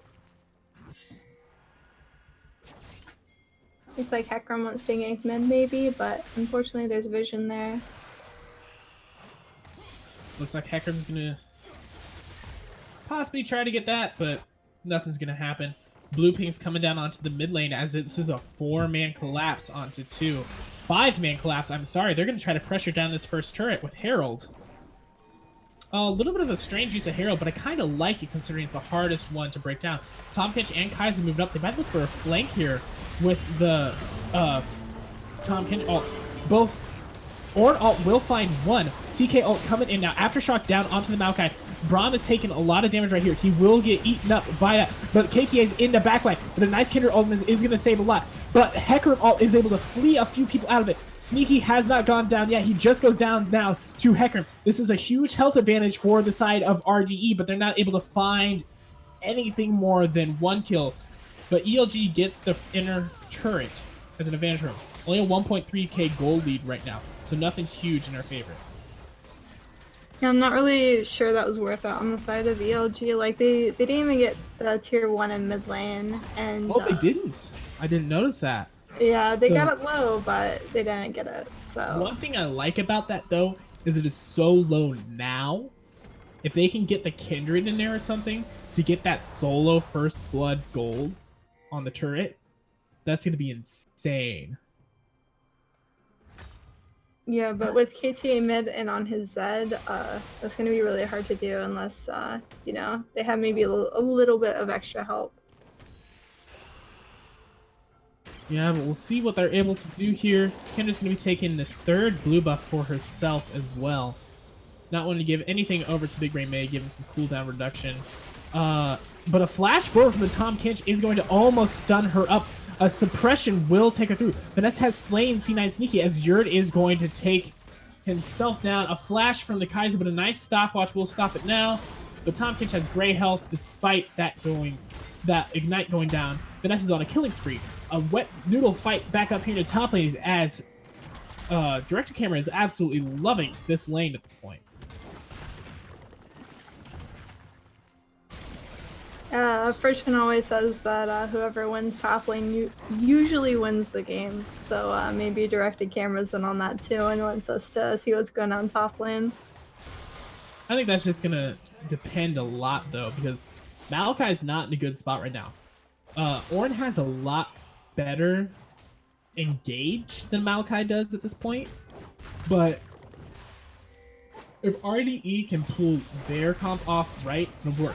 It's just going to be the Ignite and the ult going down onto Kendrick. She's going to be taken so low here. Might have to use the Lamb's Respite just to stay alive, but is going to survive off the level up and the Ignite burning down.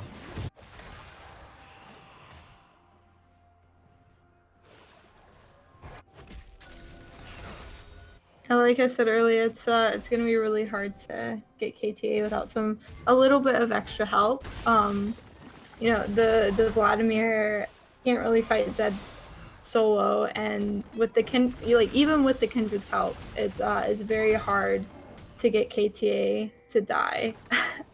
So I feel like they're gonna have to either maybe pull the Brahmin for a little bit of extra support, get some CC down on that Zed, or maybe even pull in the Gen for an ulti when he's like half health or less. It looks like it will be First Blood turret possibly going down here, as well as Hecarim, as the Braum passive will top.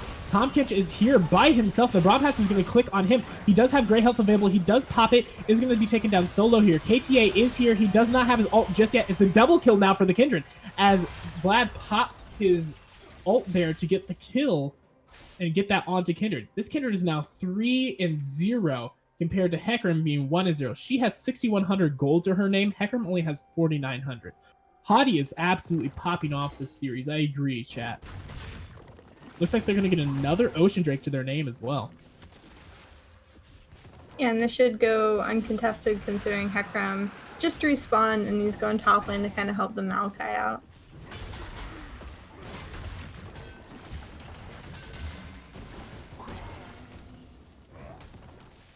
Yeah, and again, Directed Camera going up here because they're throwing a bunch of abilities, but Maokai has a Spear Fist. She's not going to die. Ornn is Ornn. He's not going to die, so I'm not sure what they're doing. But First Blood turret going down in that mid lane is not going to give them a gold advantage just yet, though, because of the CS advantage that they have. Finesse is actually 40 CS ahead of this Jhin right now. Stormrazor and Gwynsu's Rageblade complete compared to just the Stormrazor for the Jhin. Kai'Sa alone is now 2,000 gold ahead of Jhin, which is huge for them. That's who they need to be their late game carry. See if they can play around that.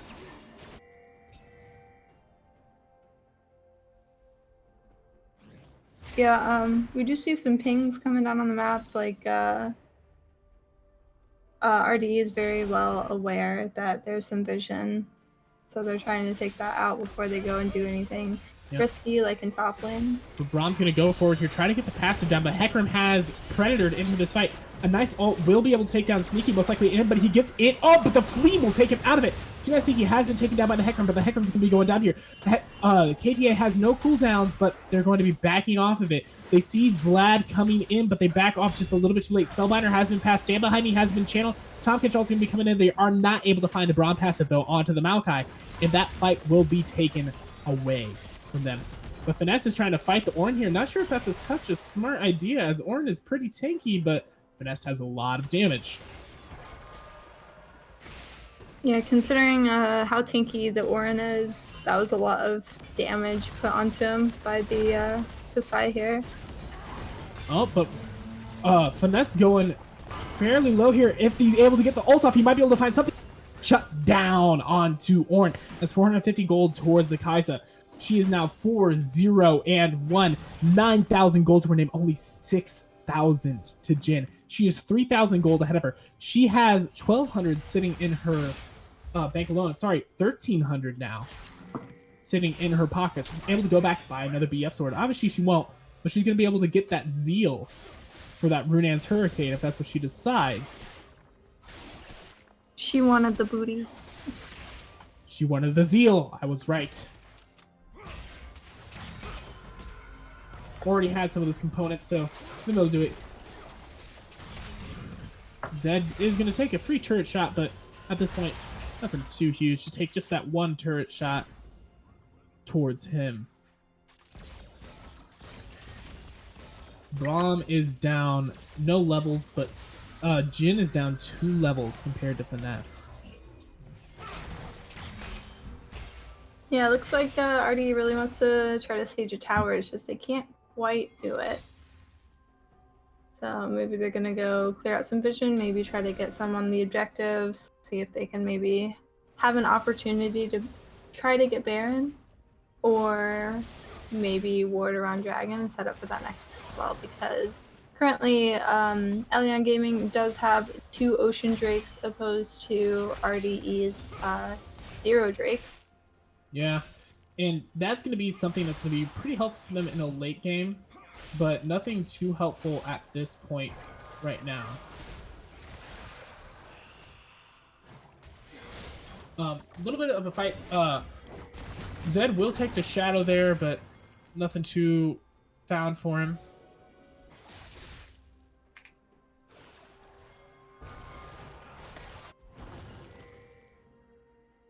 We are going to be taking a little bit of fight here for Yan, but he's down a level. Hecarim is here, channeled the Predator, but the Predator channel looks like it will be enough to avoid. The Devastating Charge is not going to come through. Sold my sub for Crow, going to take in that ulti, but nothing else will be found.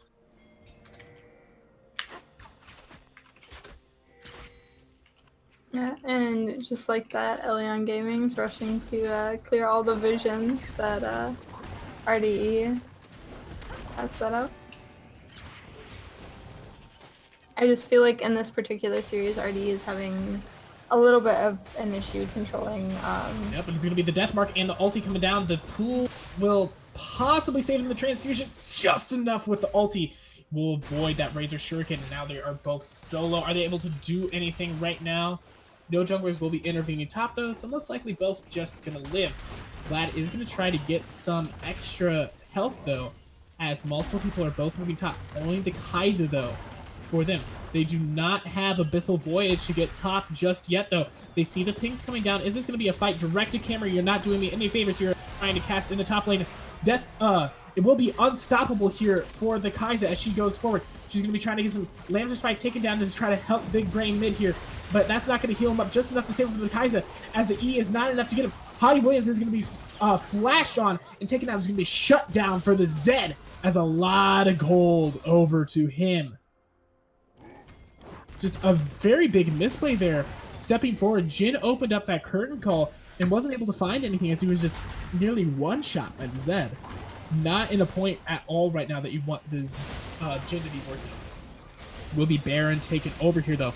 RDE is onto it. Are they able to get it? Most likely will be, as the Rampage from Hecarim does a lot of damage with the Kai'Sa as well. Baron picked up for them at 24 minutes. It is now a 4K gold lead in the favor of RDE. Complete flip-flop from last game. This Jhin is just not looking as good as it did last game with the Braum. Not sure why they took it away when it wasn't Yeye playing at all.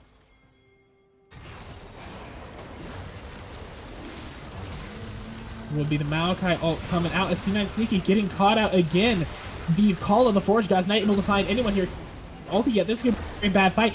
KTA is gone on a killing spree as Braum will be chomped down. Double kill over for the top hitch. He's going to be taken forward. Kindred force a flash away. She does take the blast gun over, but she's still so low. Is there going to be a flash forward from the Kai'Sa? It is! Then she's going to, Kathy and Rain going to take her down. YaNMJ is looking for the chase, but right now, Finesse is 7-0 on that Kai'Sa, being an absolute monster this game.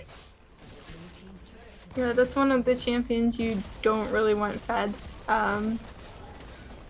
She's just like, she can be really scary if she's not dealt with properly, and I think they just didn't pay too much attention to her this game, and she's able to kind of snowball out of control.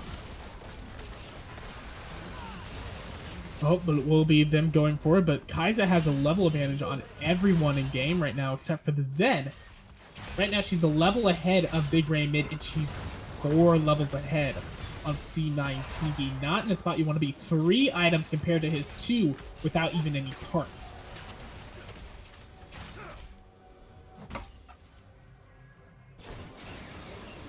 Lock of the Iron Solari picked up for Tom Pinch. Even more survivability with that Knight's Vow paired to Kai'Sa. Cinder Hulk and Trinity Force in for Hecarim. This is exactly the spot that he wants to be in right now. It's a great spot for him, able to be a little bit tanky and also do a good amount of damage with that Trinity Force.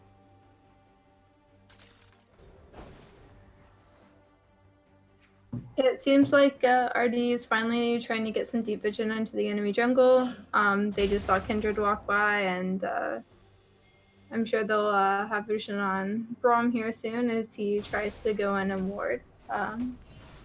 So I know I keep talking about vision, but it's very important if you know you're going to try to roam and help out your fellow teammates, or if you're trying to get objectives, it's good to ward around it, and when you go to ward, they know exactly where you are if they have vision there.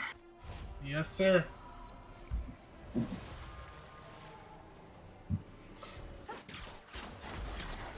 Vision control is one of those little things that helps you secure wins. Yep, but it will be Hottie getting caught out here. Forced to burn that Lancer Spite, but I don't think that's a very worth call, as Zed still had his death mark, and they take her down. A rampage down for KTA, 4-0-3. This game is not looking good at all for ELG. We called the Forge Goes channeled in as Kai'Sa is not able to dodge that. They're going to try to get onto her. Finesse taken down so low, but the Devourer from Tom Pinch will take it down. A nice ult there from Hecarim will lead the Jhin, but he's not taken so low. YaNMJ on the backline now trying to take down this Jhin. He will take him down. He's going to have the concussive blows to stun him up. Ignite is down onto him to cut down that healing. His passive is not going to be enough to keep him alive. He's going to do as much as he can, but the Raynor will take him down. Zed doesn't have any passive though, and he is now taking turret. Could be very dangerous for him. He's going to go in. Finesse is also so low. The E will not take him down as he's able to do that. The Void Seeker will not find anyone, but he's taken so low from that Vladimir's ult pop. Yeah, all I really have to say about that one is tanks are tanky. Orin lived for a very long time. Or not Orin, sorry. Well, yeah. Wait, no, that was Maokai. Maokai lived for a really long time.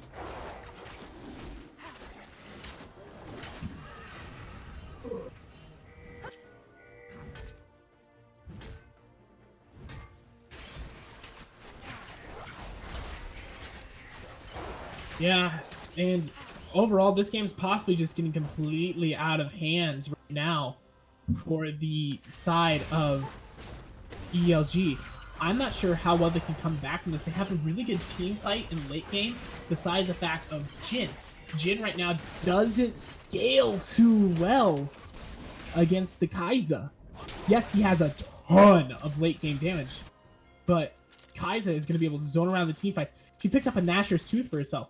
Went mostly the meta build with Stormrazor, Gwynsu's, and Runans, but then a Nashor's Tooth as well to get that extra on-hit magic damage with the Gwynsu's and the Runans. It's going to be absolutely nutty for her. We do have some blue pings down here on the mid lane as well. Void Seeker will hit Big Brain mid, but this is not that AP Kai'Sa that you expect to be doing half of a champion's damage with one Void Seeker. Wait, we do see that Maokai is trying to push that wave top lane while Zed is trying to push the bot lane wave. Yeah. I honestly think that at this point it would just be more beneficial for them to group up instead of trying to push those side lanes. But if one of them can get maybe an inhib or a tower, then maybe they can prove me wrong. Yeah. It looks like there won't be anything really going on, but a nice charge there from the Ornn will knock up Zed, but Zed's just going to be able to Youmuu's Ghostblade away. Get out of that. Pretty easy.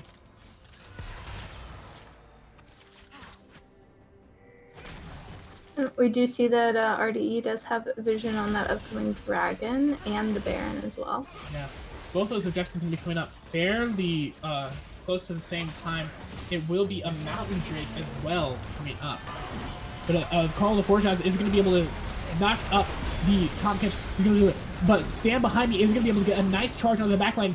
Lamb's Respite is going to go down, but Tom Catch is now on a killing spree. Legendary for the Kaizen. This might just be the game right here, as it is 4 taken down for the side of RDE. KTA is unstoppable. This is going to be the ace. That's a shutdown for the Malachi, and I wouldn't be surprised if this is the game right here.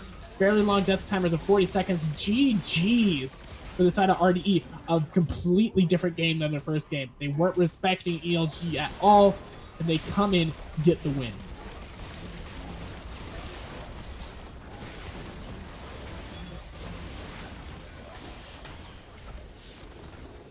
Yep, and there goes the Nexus. I do feel as though RDE did a much better job this game as far as working together goes and maintaining that vision control. The Kaisa definitely helped secure that win. Just the mass amounts of damage and proper positioning was able to win them that last team fight. She did, I believe she flashed the Vladimir ulti to get to safety and then was able to get that double kill last minute. Yeah, it was very good by her. Absolutely popped off that game. KTA as well, able to get his signature Zed and do very well in that game as well. We are going to be taking a very short break here before game 3, which is match point of RDE versus ELG. Don't touch that browser.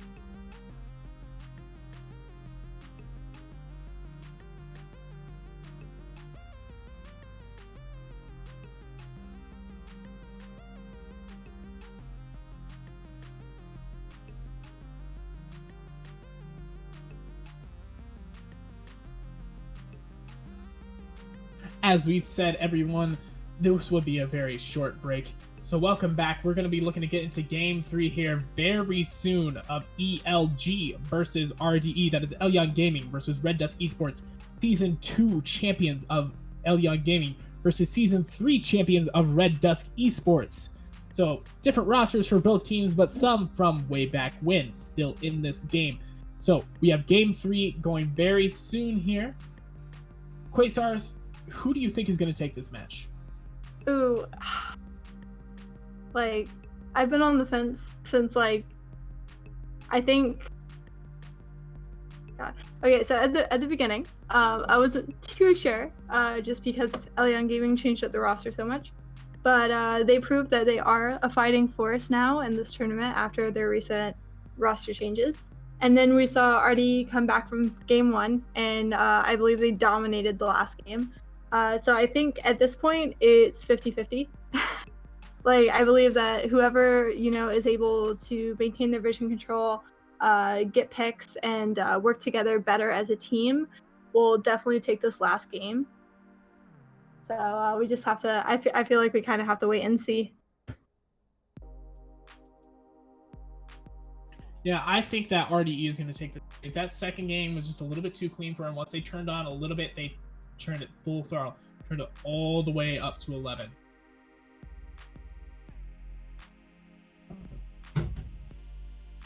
So I'm really excited for this at this point, and I am ready.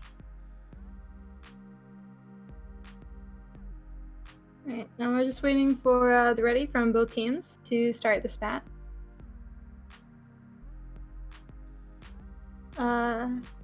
It seems that they just had to reposition themselves in LCS order. And it seems like Elyon Gaming has the ready, and It's coming out in chat, so we should be good. Yep. Now we're just gonna get the ready check in chat for casters, and there it is. We're gonna be getting right into champ select here. Reminder that no bans are allowed by either team due to them using emergency substitute players. Right, and going into this game, we do have RD back on blue side and Elyon Gaming on red side. So as we get into this game, we're just gonna have to see like what the picks and bans are. But after these long ban timers that seem to take twice as long when you're waiting for the picks to come out.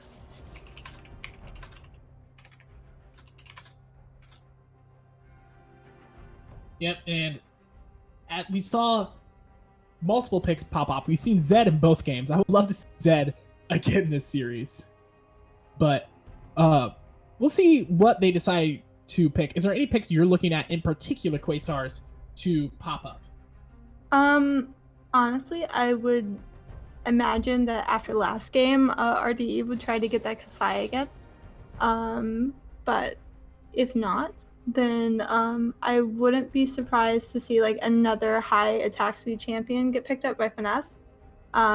He seems to be really good on those hyper carries, like the mid to late game hyper carries. We did see, I believe the Twitch start to come out. At the end of the first game. Yeah, we did see the damage start to come out at the end of the first game, but unfortunately he just got picked off a little bit too early. And then in game 2, we saw the Kaisa come out and a lot of damage coming out of Finesse, and he was able to, I think, almost single-handedly carry the last few minutes of that game.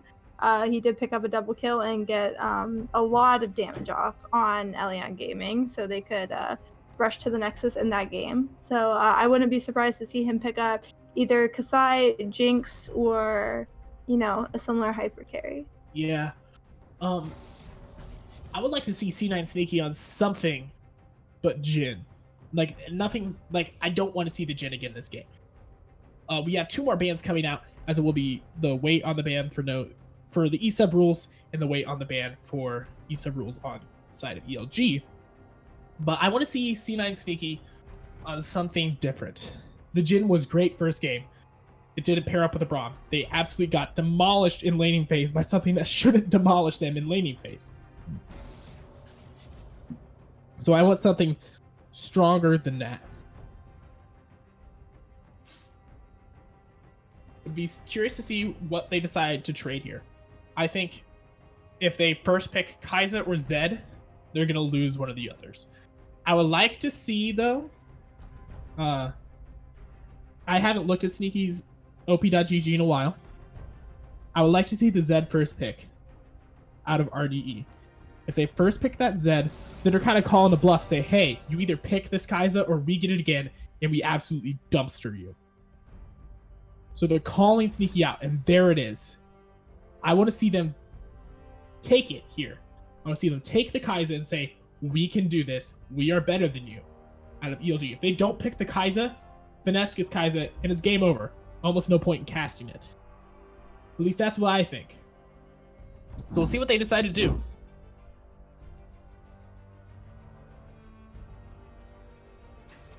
Will be the Tom Kinch. They're going to go for the same bot lane. We'll have to see. Hottie Williams is going to be picking right here. If they don't pick the Kaisa, then it's going to be really rough for him. Are they going to go for it? This is a mistake. They do pick. Looks like Ari. It's going to be Kaisa and I want to guess Braum pick up.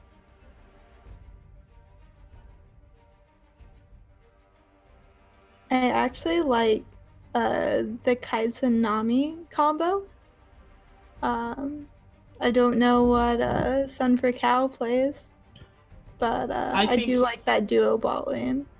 I think it's all right, but it's gonna be the Graves pick. No, Akram again. up here for Michael G.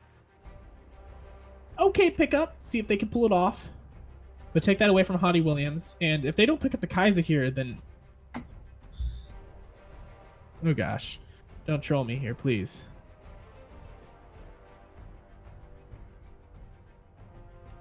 Please. What the hell are you doing, RDE? Please pick up Kaiser here, ELG.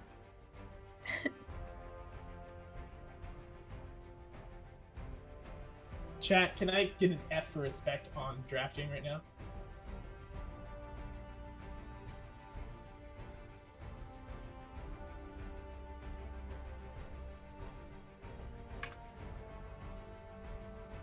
I agree, Camden. RDE's dick is huge. And ELG! What are you doing?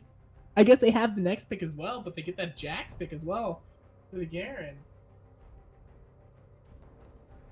Sorry. But what?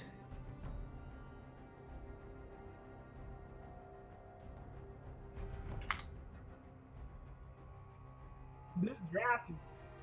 Yes. Oh jeez.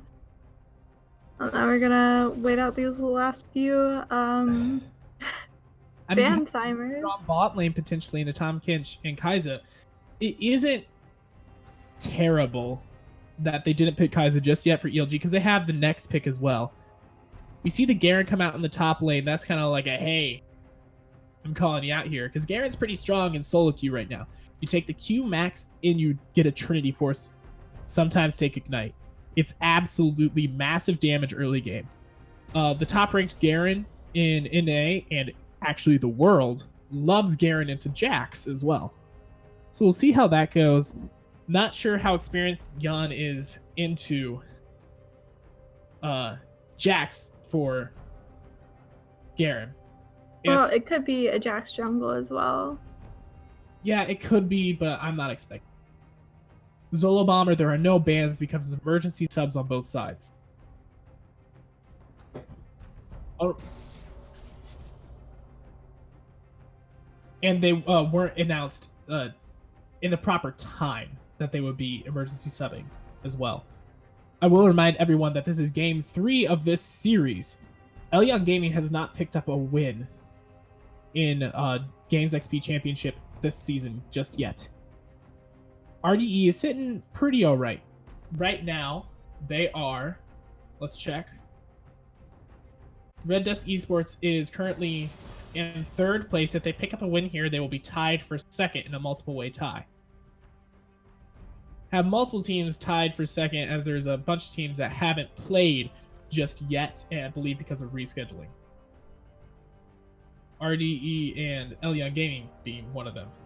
We do have this next pick here. Please be the Kaiser. Trundle!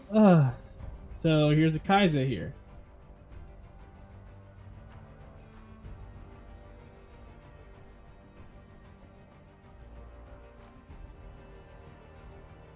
Please. It popped off so hard. There it is. Game over. Right now, the Trundle pick is also just really ballsy because there's no hard tank for them to ult here besides Garen, which if he builds Trinity Force Sterix, he's not going to be super tanky just yet. His W gives him damage reduction, not resistances. So he won't be able to become this massive tank just from ulting unless they pick some major tank. And yeah, they have Braum, but he's even just a support tank. So lots of damage. This is going to be and it's completely split push comp here out of ELG versus a pretty good team fighting comp besides the Zed and Garen, but Hecarim, Braum, Kaiser, that's all you need to ace them. It will be the Varus here, so a bit of a stronger early bot lane for the side of ELG. I actually want to see this Varus go lethality and poke them down in a 1-3-1 situation and poke him down in lane. Poke him out of that lane. I think that would be the smartest way for him to go. Lethality with Comet as his rune. So, seeing these comps right now, Quasars, who takes the game? Ooh, well, we do have KTA on his Zed again, and we have Kasai again. We have the Braum CC. We have the Hecarim with the amazing gank potential. I'm sure he'll take Predator, and he has the Ghost already, so he's going to be super speedy, and he's going to get that extra attack damage off. And then we also have Garen, who has his Silence and his ulti, which is super scary. Also, I would like to point out that Garen is very speedy. I watched him chase down a Misfortune with Yumu's the other day. There was no running. So if Garen's doing what Garen does, then I'm sure that he'll be more than okay. But on the side of Elyon Gaming, we do have Varus, who is very good in laning phase, and if he decides to build attack speed, then he won't fall off too hard mid to late game. We have Ari with the Charm, Tom Kench, which has proven to be very helpful in keeping people alive at just the last second. We have the Trundle with the Pillar, and Jax with the attack damage as well. So all in all, I still feel like it could go either way. Both teams have really good comps. They have a lot of CC on both sides. So I think it really just depends, again, on how well the teams are able to work together. But I do feel like going into late game, RDE is going to have a little bit of a better time just with the Kasai, the Braum, and the Zed being able to pick off Varus and Ari extremely quickly. And we did see last minute there, Garen switched from Ignite over to Teleport. They wanted that bit more of map presence. Get some of those teleport flanks going on there. Get some more presence overall. Right. And again, we do have Big Brain mid, which is going to be playing mid lane, but due to roster order, since Jared is currently listed as their mid laner, he has to go into mid lane in LCS order, and they will switch when they get into game. So that's actually Tom can support and an Ari mid, just to clear up any confusion on that matter.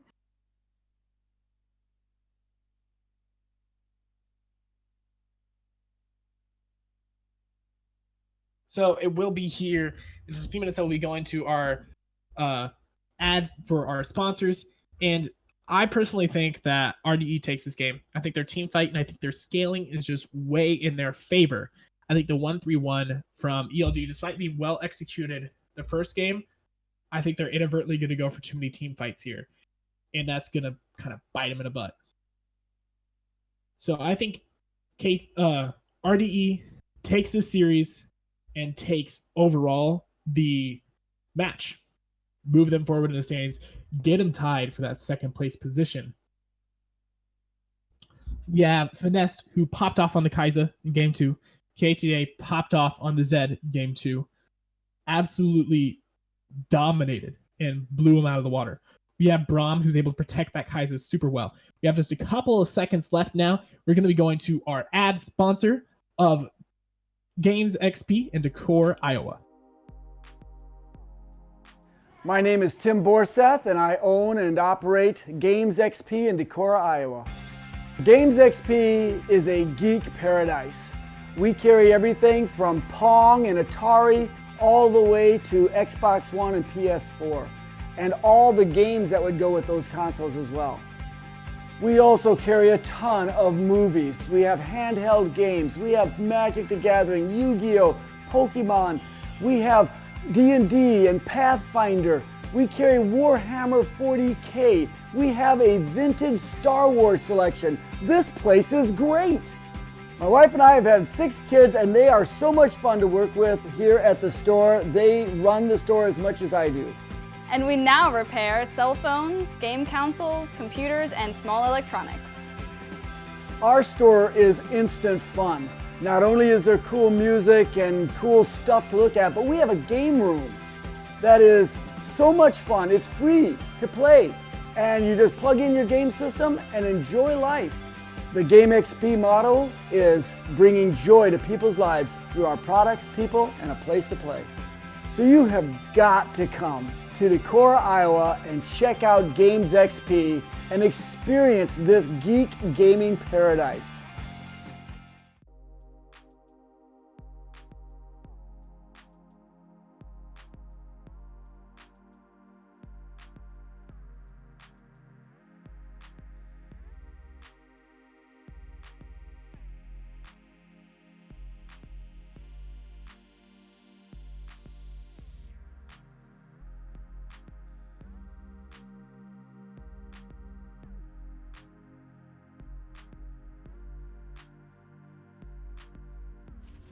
Welcome back, everyone, as we get into Game 3 of the series, Elyon Gaming versus RDE Esports. It is going to be Season 2 champions of Elyon Gaming versus Season 3 champions of Red Dusk Esports.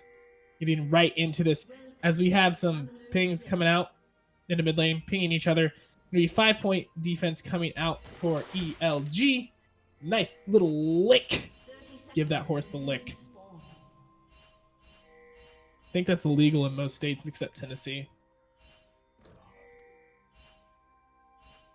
We do have some question mark pings, a little BM from teammates maybe. I mean, if you're BMing your teammates, are you doing anything right? I don't believe so, honestly. and we see what looks like just normal start for RDE here. Heckram's going his red buff, and Trundle, it looks like, wants to start his red buff as well. Now Trundle is known to not really need leashes from teammates, so he should be fine, and Jack should go top lane without needing to help his jungler out at all. One thing that's going to be great about them, though, is not only Kai'Sa, but Braum is going to be able to give an amazing leash, getting that stunned up, and then the Kai'Sa passive popping as well here on the next auto to take that red buff down super low right away. I personally like a leash on Trundle just because he can tend to go a little bit low. It looks like he might be moving up for this level 2 gank right away. No wards placed, and he's not going to be able to spot this Trundle just yet. Knows the Jack's leash, but hasn't seen him just yet. Directed camera not taking this up there. The Trundle is moving up. Let's see what he leveled just yet. Counter-Strike is going to land, but the Pillar's going to slowly yawn down. Conquer has already procced him. He's going to be able to do a decent amount of damage, but the Vice is going to be able to slow him down. Press the attack, forces the flash out of Trundle, but that's going to be about it. Looks like some vertical jungling probably coming our way. The Heckram's moving forward. He might want to contest the Skull Crab, or at least the blue buff. But moving on over to his Wolves. Decides to give up the Scuttle Crab for now. But I think if they show up, that's just gonna be a one fight for Trundle here. I'm personally looking over. He hasn't just cleared his Wolves. Blue buff's taken down. Trundle still has 2 pots and is mostly full. So does Hecarim. Gonna be a contest, but a nice pillar is gonna be able to slow him down. This pop the W. Who's gonna be able to win this smite fight? He's gonna be able to do it. And Trundle actually wins it. He does hit level 3, and now Jax is here. This could be a bad situation for him.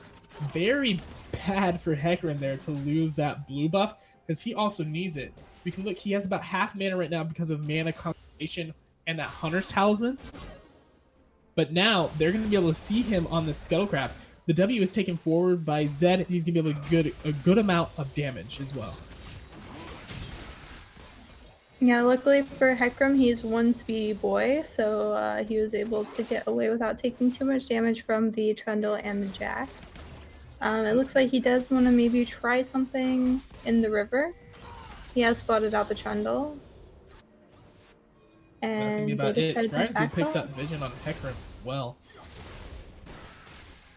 KT is poking out that Ahri big time as well. He takes the W forward. Trundle is here, is going to be behind him. Are they able to find anything?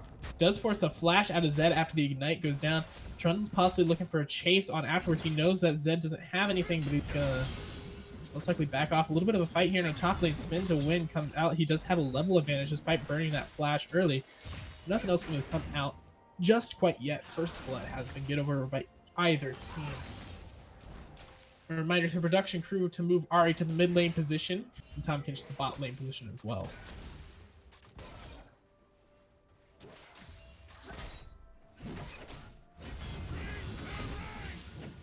Spin to win again. Let's go. But nothing too crazy just yet. Yeah, Tom Kinch is our support here, not Ari, just so we know. So Tom Kinch is a little frog-looking dude on the right side. Our production crew likes to stream. Not huge on League of Legends, though. So, have to give him a bit of a reminder every now and then. We all love him. But it's going to be the pillar coming forward here. The charm does land onto the Zed. He's going to be taking slow. Doesn't have a flash here. Does take... Is he going to need a flash? But the Q is going to take him. Jumps down that Zed and gets the first blood. Looks like our scoreboards are good now for the viewers here at home. But that first blood is going to be pretty good for him, shutting down KTA Zed early. He is going to be able to come back with that serrated Dirk, see what Ari is able to pick up. Is fairly even on CS. Is not able to afford a lost happy, which picks up the Amplifying Tone, boots, and a cloth armor. Where Trundle bought a Caulfield and got rid of it. Is going to pick up the Tiamat just outright. So that's really good for him. Didn't have to start Rejuvenation Bead. And because of that first blood and the extra jungle camp he got, is going to be able to get a Tiamat extremely far ahead right now. And we do see some boops going back and forth in top lane.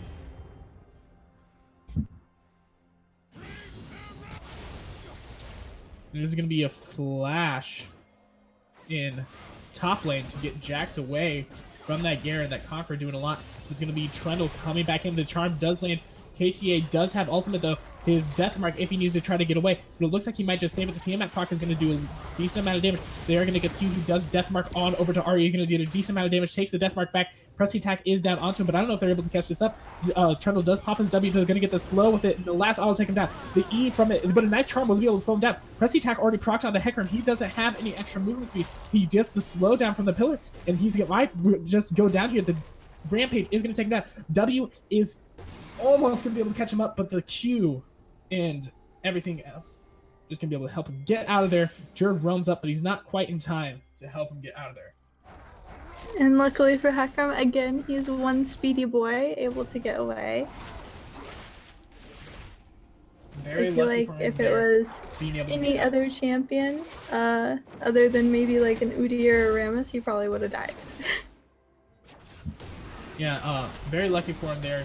Did have to pop his Ghost, so that little bit extra movement speed right there at the start is going to get him out, but an Infernal Drake is going to be given over to ELG as well as the 2-kill advantage.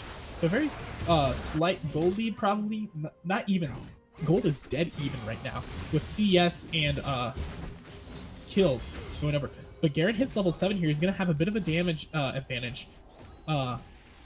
Trundle's pretty low on mana here. It's a little bit risky for him, but he knows Zed doesn't have his ultimate back up just yet. In the mid lane, though, we see a nearly 10 CS advantage get negated a little bit during this wave in the favor of Zed. I'm sorry, in the favor of Zed. Yeah, we do see that unfortunately Warner is having a little bit of a difficulty trading with that Garen. So he's definitely going to need some help from the Hecarim later on. Looks like it's going to be the Shadow and the W, but the ult forward from Arya is going to miss the charm, and now she's so low on mana. This could be very risky. If she hit that charm, would have almost 100% dead as ultimate was available out of C9 Sneaky, but unfortunately misses, and that's going to be a failed play out of ELG. Sorry, let me correct myself. I said the Hecarim earlier. He's going to need some help from the Trundle, not the Hecarim.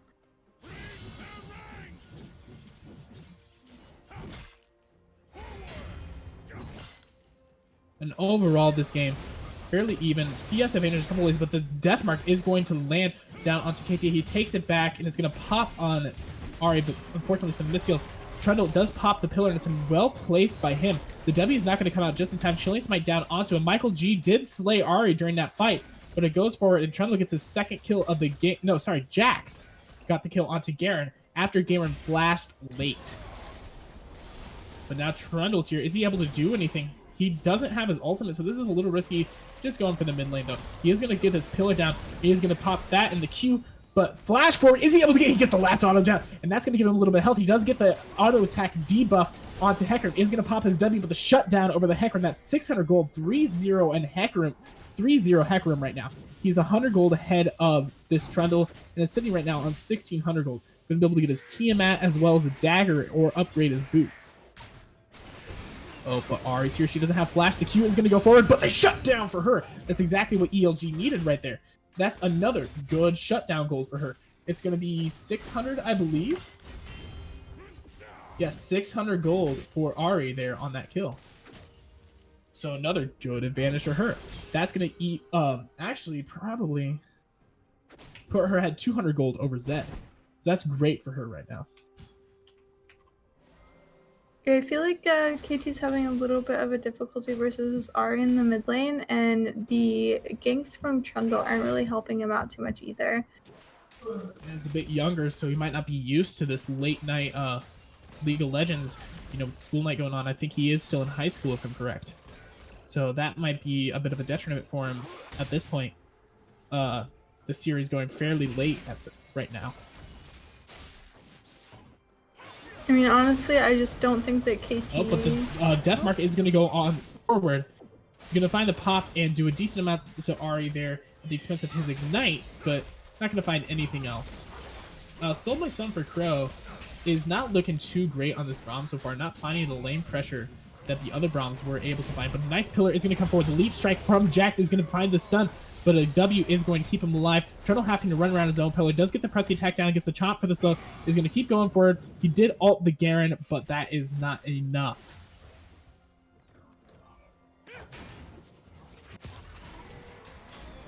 Yeah, I saw about... Oh, but the Hecarim does come forward with a devastating charge, but a nice devour out of... He might be able to get a trade kill, though, as the root goes down. And now they're both rooted from the Varus ultimate, but a stun will come through, but he is able to get a double kill. A good play out of the bot lane to get a double kill onto the Varus, while only one kill went over to the Kai'Sa.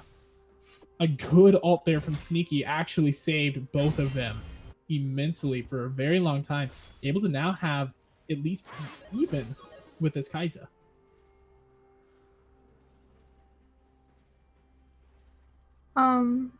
As I was saying earlier, I don't think that KT really matches up well against Aries. I know that he has a really tough time with Frisians, and looks like he's having a little bit of a tough time with this one as well. Overall, a fairly even game, only 300 gold, so this game is dead even, despite the Infernal Drake giving them a little bit of extra gold to their advantage for ELG.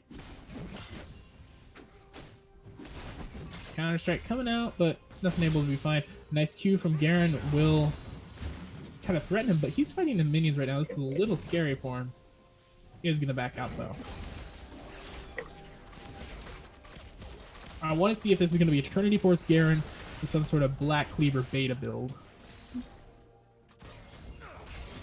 What's your bets, chat? Is he a beta, or is he going to build Trinity Force?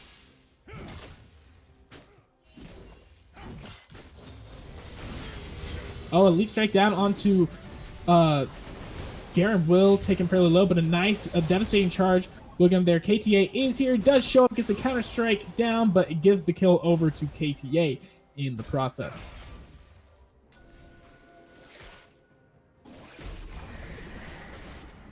Looks like they did some of the Rift Herald. I missed them actually picking that up. Might be able to get the first turret here in the process. Are they able to? KTA and Michael G are both here as Trundle's doing his best to zone to get this Ahri the first turret gold, but the ultimate is not going to be able to find it. They do get the death mark as they get the first turret. Killer Instinct coming out from the kills, going to shut down onto the Ahri for the Zed. That's not who you want it to go over to. They're trying to trade it for the turret in the bot lane as well, but I don't think they're going to be able to get to it in time, as the side of RDE is also pushing for a turret of their own in the mid lane.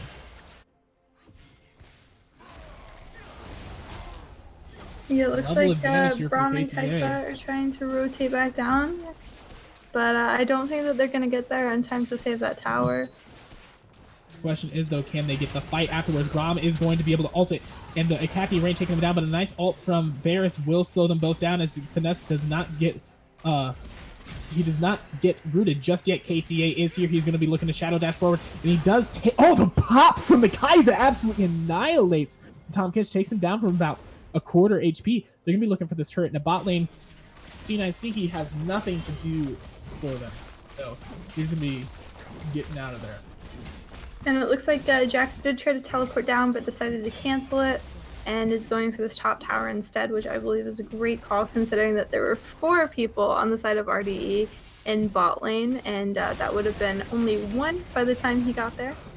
I do like, though, that Jax is trying to trade this turret in the top lane, though. At least get something down. Be the Jax that needs to be that split pusher, that threat in the side. Because that is one reason I think Jax could be good into Garen. Because Garen is going to have to stay on this Jax and not be able to team fight. We do see, by the way, that Yan and Jay is a beta. And will be building Black Cleaver with that Kindle Gem. One other thing I want to point out. This is not flame, for the record, friendly banter. But Trundle here actually built a Knight's Vow instead of finishing Cinderhulk after his team match. Not sure if that was a mistake. He just didn't realize he didn't finish his Cinderhulk, because I did see him sitting with a Kindle Gem.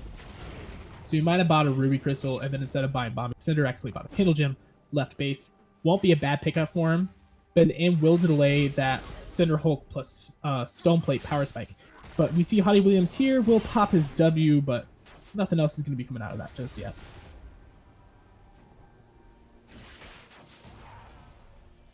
Right, and we do see a little bit of deep vision on the side of Elyon Gaming. They do have a pink ward right outside RD's red buff, and they are getting a little bit of vision around that corner on the other side of river. Yeah, one thing I like about it overall is that ELG has actually gotten that vision line to the mid-river. They're going to try to push it up to about where the tier 1 turrets for RDE would be. Because if you get that vision, then you control everything from there behind it, including the objectives. So that's going to be really good for them if they can get that. If they don't get like that, then it's going to be bad.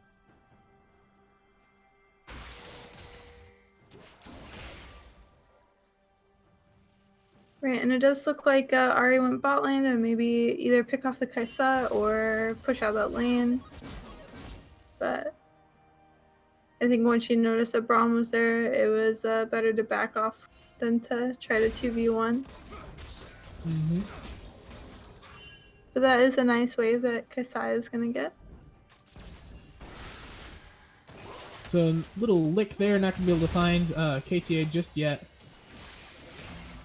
But what they're able to do, Jax is trying to split push. He does have his Trinity Force finished at actually the same time, but a flash forward. Oh, but an excellent death mark will keep him alive for just now. But the subjugate onto him, the ultimate from Hecarim will miss him, but the E will take him down. He goes forward to stand behind him with a nice ultimate followed up, but Ari is here. She's going to be able to take down Hecarim with the Ignite. Jax has no teleport as Yan and Jay was there to follow up the fight and get everything they needed. You're going to be able to take down this mid turret most likely to follow up, unless Ari's Q does more damage than it should.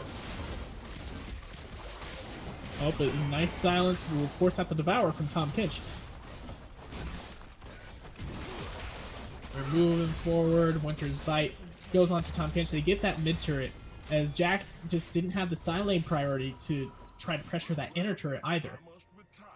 So overall, great fight out of side of RDE. Great death mark as well to avoid that ultimate out of Varus. If that ultimate would have hit, 100% he was dead. ELG takes the fight, but it didn't, and that was an excellent death mark. Chat, make sure you clip that and post it in our stream highlights on the Discord as well. If you are curious as to what the Discord link is and are not a part of it just yet, I believe, yep, there it is. So if you're not part of our Discord, there it is. Make sure you join it up. Post any clips that you find and that you make in that stream highlights. And let everyone know what plays you think was good. And Trundle so thoughtfully gave over his blue buff to Ari, which will help her. It gives her bonus magic damage as well as mana regen. Does it still give bonus AP? I thought they removed that a while ago. I might be wrong. I think they I'm not removed sure, that a while ago. honestly. I know it still gives the mana reduction. Looks like there's going to be a collapse as they know it's coming. Jax is silenced. There's going to be a TP coming in from Tom Kench off his unsealed spellbook. He will complete the TP. Does not get the lick. Oh, but a W might be finding the Hecarim out here. He does have Subjugate. He uses it. I'm not sure onto who. But Big Brain made it forced to go golden here as they're trying to find this out. But everyone taken so low as the Zed damage was just immense. Predator has been popped by Hecarim here. Spin to win has been going. Deathmark coming out onto Raynor, but a nice counter-strike will not find anyone for the stun. He's going to be taken down by KTA, but the demolishing charge is going to be taken forward. Jared taking so low here as well. Ari has no zoning, as this is pretty risky for a charm. Will land down onto Finesse. Is there able to... Witcher's Bite does hit, but the true damage is coming out as well, but it will be able to be found by Finesse, and the Triumph is actually going to save him there. They're going to be able to get this top turret, possibly an inner turret as well. They will be sending back 3, which are the low health members, to answer that, but no, looks like they might just try to go on to Baron as 4 members on the side of ELG are dead, but members are respawning. This could be a little risky as people's health bars are so low. Oh, they just have no idea. They have no idea. They have no vision on. They didn't see anyone, but they might be able to surprise it here in just a second on that ward. Not sure if they did, but the Baron's going to be going over, and an excellent call from the side of RDE to get that Baron. That was extremely sneaky. I felt like Kaisa maybe should have grabbed that honey fruit before I would have, just to be safe. But it looks like he was feeling a little bit risky. Yeah, they're going to try to trade this Infernal Drake over. But Hecarim might be there. I believe he does have his Onslaught of Shadows is the name. Yeah, he has his Onslaught of Shadows here in just a second. He might be able to get the steal if they're able to get it, but it will be going over to the Smite of Hottie Williams. Right, and that is the second Infernal Drink for Elyon Gaming, and RDE has 1 Mountain Drake. So although RDE has better siege at this point, a siege bonus with that Mountain Drake, Elyon Gaming does have the extra damage output, so they do need to watch for that. One thing that is good though for right now, at least on ELG, is that their side waves were pushed out so that they have no side lane pressure. RDE wasted a lot of time as well going to contest that Drake. So right now, let's take a look. Almost half of the Baron buff is gone already. So that is good right now for the side of ELG. I think even with the Baron buff as well, Garen won't be able to contest this Jax at this point. Jax has Tiamat, and his Trinity Force is going to be very hard for him. But Predator's going to be coming up as there's going to be 3 top here very soon. They're waiting for possibly a good Counter-Strike with the Leap Strike away. The all has been channeled, but the Fear does land onto Jax, and that will be a dead Jax very soon. They're going to try to get some damage back onto him. Forces out at least 2. He forces out 2 ults, though, which is good for him. For the 1 ult, didn't have to burn any summoners to go down there. They still aren't going to be able to get this top lane turret because of the side wave position and management out of ELG. And then they also push that mid wave in all the way. So besides that 1 extra kill, this Baron power play isn't going to do too much. Right, although Baron buff is good to have, it sucks when you don't have any minions, because the minions are what makes Baron buff so good. This mid lane has been pushed very fast. This might be a fight here coming out soon if they decide to engage on this. Would be the mid lane inner turret going down, but they still have both their side lane inners to defend. We'll clear out this mid lane, be fine, but they didn't clear out the top lane just fine. That side wave management now is starting to be kind of a detriment to them. It looks like this might be the top lane inner going down as well, as Baron buff will be expiring here within about 20 seconds. We're going to be back, and that will be the end of the Baron power play for RDE. Right now a 6k gold lead for them, but as this game goes later and later, it gets a little bit scary as Varus scales very well. Kai'Sa, in my opinion, scales better. There will be a Nashor's 2/3 item for her as well after the Gwen Susan Stormrazor. No rune answer for her.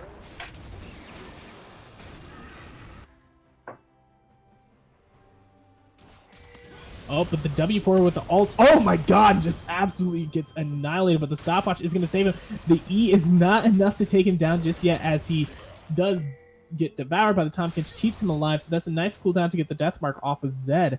But the stopwatch being forced out of him there is unfortunate, as he has no components for his GA and only has components for his Runaans, it looks like. Yeah, poor Sneaky. Sneaky been absolutely abused last game and not in too good of a position this game, as he's 60 CS down. 50 CS, excuse me. A little bit of a fight coming down. They know Zed has no death mark. Going to be multiples collapsing here, as a flash forward from the Zed is going to be able to find him. And Yon and Jay has slain Big Brain mid, as they're going to be able to possibly get the top turret as well.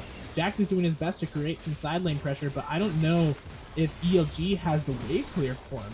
King's coming down to defend the Nexus turret. Not sorry, the Nexus, but the inhibitor. An ult coming out from Braum with the ult follow, but KTA goes unstoppable, but the ult from Varus is going to be taken down. The Denmark is ordered back up, down on Hollywood.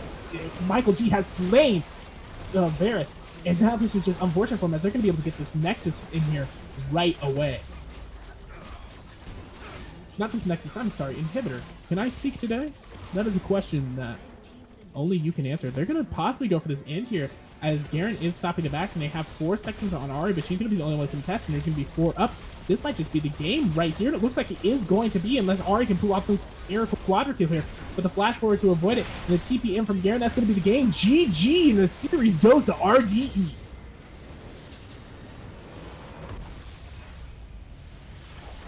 Great games 2 and 3 out of them to put it together. I think giving the Kai'Sa over to Finesse again in his 3rd game was just a bad choice. I think even if Sneaky doesn't play it a ton, he had to take it. It was just too risky to give it over again after giving that Zed as well. Right, and I feel like the Braum Kai'Sa was very good independently bot lane. Like, we didn't see you know, the junglers going down there a lot. So I guess they just felt like, you know, they didn't need to, you know, help out their bot laners too much, and that they were fine, like, independently. But we did see Hadi Williams go help out the top laner a lot, help out the, like, the Jax, because he was having a tough time against the Garen. But even then, when we got into late game and when we saw Jax split pushing, he still, you know, couldn't defend his own against that Garen. Yes, and personally, I think Finesse just absolutely demolished the series. Got a little bit bullied in that game 1, but games 2 and 3 absolutely wrecked. Destroyed the bot lane of ELG.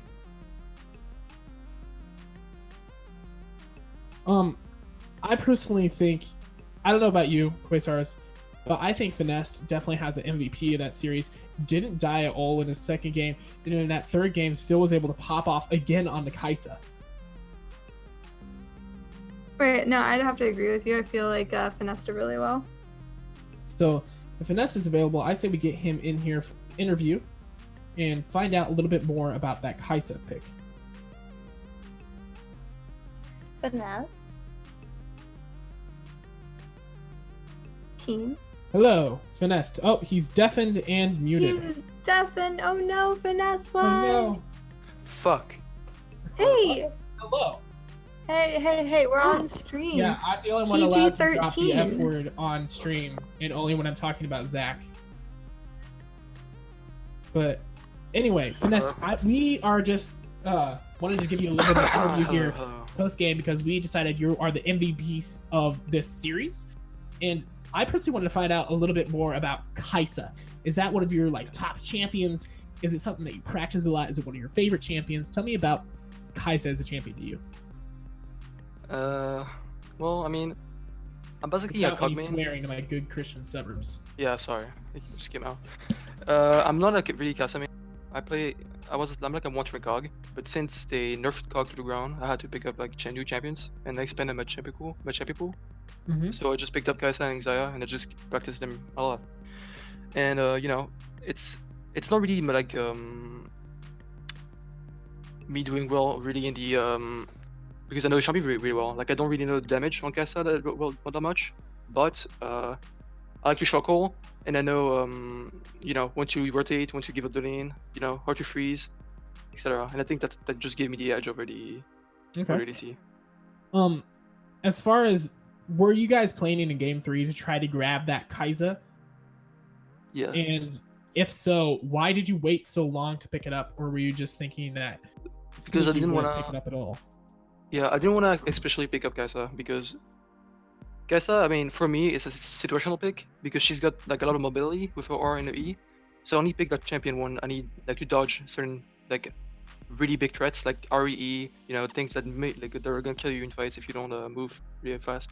And the problem with Twitch is that he doesn't have much mobility, so you can't really dodge the REE without flashing. But Kai'Sa, you have like a lot of dodge and potential, so it's easier to move around. Enemies and Kite. And one more thing for me, after that loss in game 1 where you guys were just kind of picked apart methodically by the 1-3-1 of ELG, what were you guys thinking going into game 2? Were you guys, okay, we just need a hard mental reset and we got this game no matter what? Or was there any particular things going in between the two games that you were worried about? Not really. I mean, the first game was just kind of unlucky. We all just played really bad. We didn't really talk to each other. But then, I mean, the second game and third game, I kind of stepped up as like shot caller, and I tried to shot call a lot. But my team did very well. They helped me a lot with shot calling. I definitely wasn't the only one doing it. And I think it was just all teamwork on that third game and second game too. We just all worked well together and we just beat them because of the macro and the micro. Des, do you have any questions? Yeah, how do you feel like overall about the Braum Kai'Sa duo bot lane? It's really strong, like Twitch, because Kai'Sa got a buffer on his E to increase the attack speed, so it's really easy to proc the Braum passive. Really is. And past mid game, it becomes so strong to have Braum and a Kai'Sa on your team because you can proc it so fast. And if I didn't get a chance to get Runen this game, but Braum with Kai'Sa and a Runen, you can destroy team fights like really, really, really easily. It's just hard for the early game because you just need to get through it. And so when any team picks like Zera or Draven, that's my biggest fear. That's why I didn't want to pick Kai'Sa right away, because I didn't want to expose myself to like a Draven or a Kai'Sa or Zera who could like completely destroy me in the early game. Okay. Well, Des, if you don't have any questions, I'm personally done. No, I think I'm all questioned out. That was the only one I really had. Okay. Do you have any shout outs that you want to give to anyone here, Finesse? Me? Yeah. Give a shout out to my Flame? KT mid. We did a good job on the second game and third game, And my support too, who I mean, actually, I'll just give a shout out to my whole team because we just all play well together. Okay, cool. Well, that will end our stream for today. Thank you all for tuning in, and we will talk to you all next time for the next week of Games XP Championship.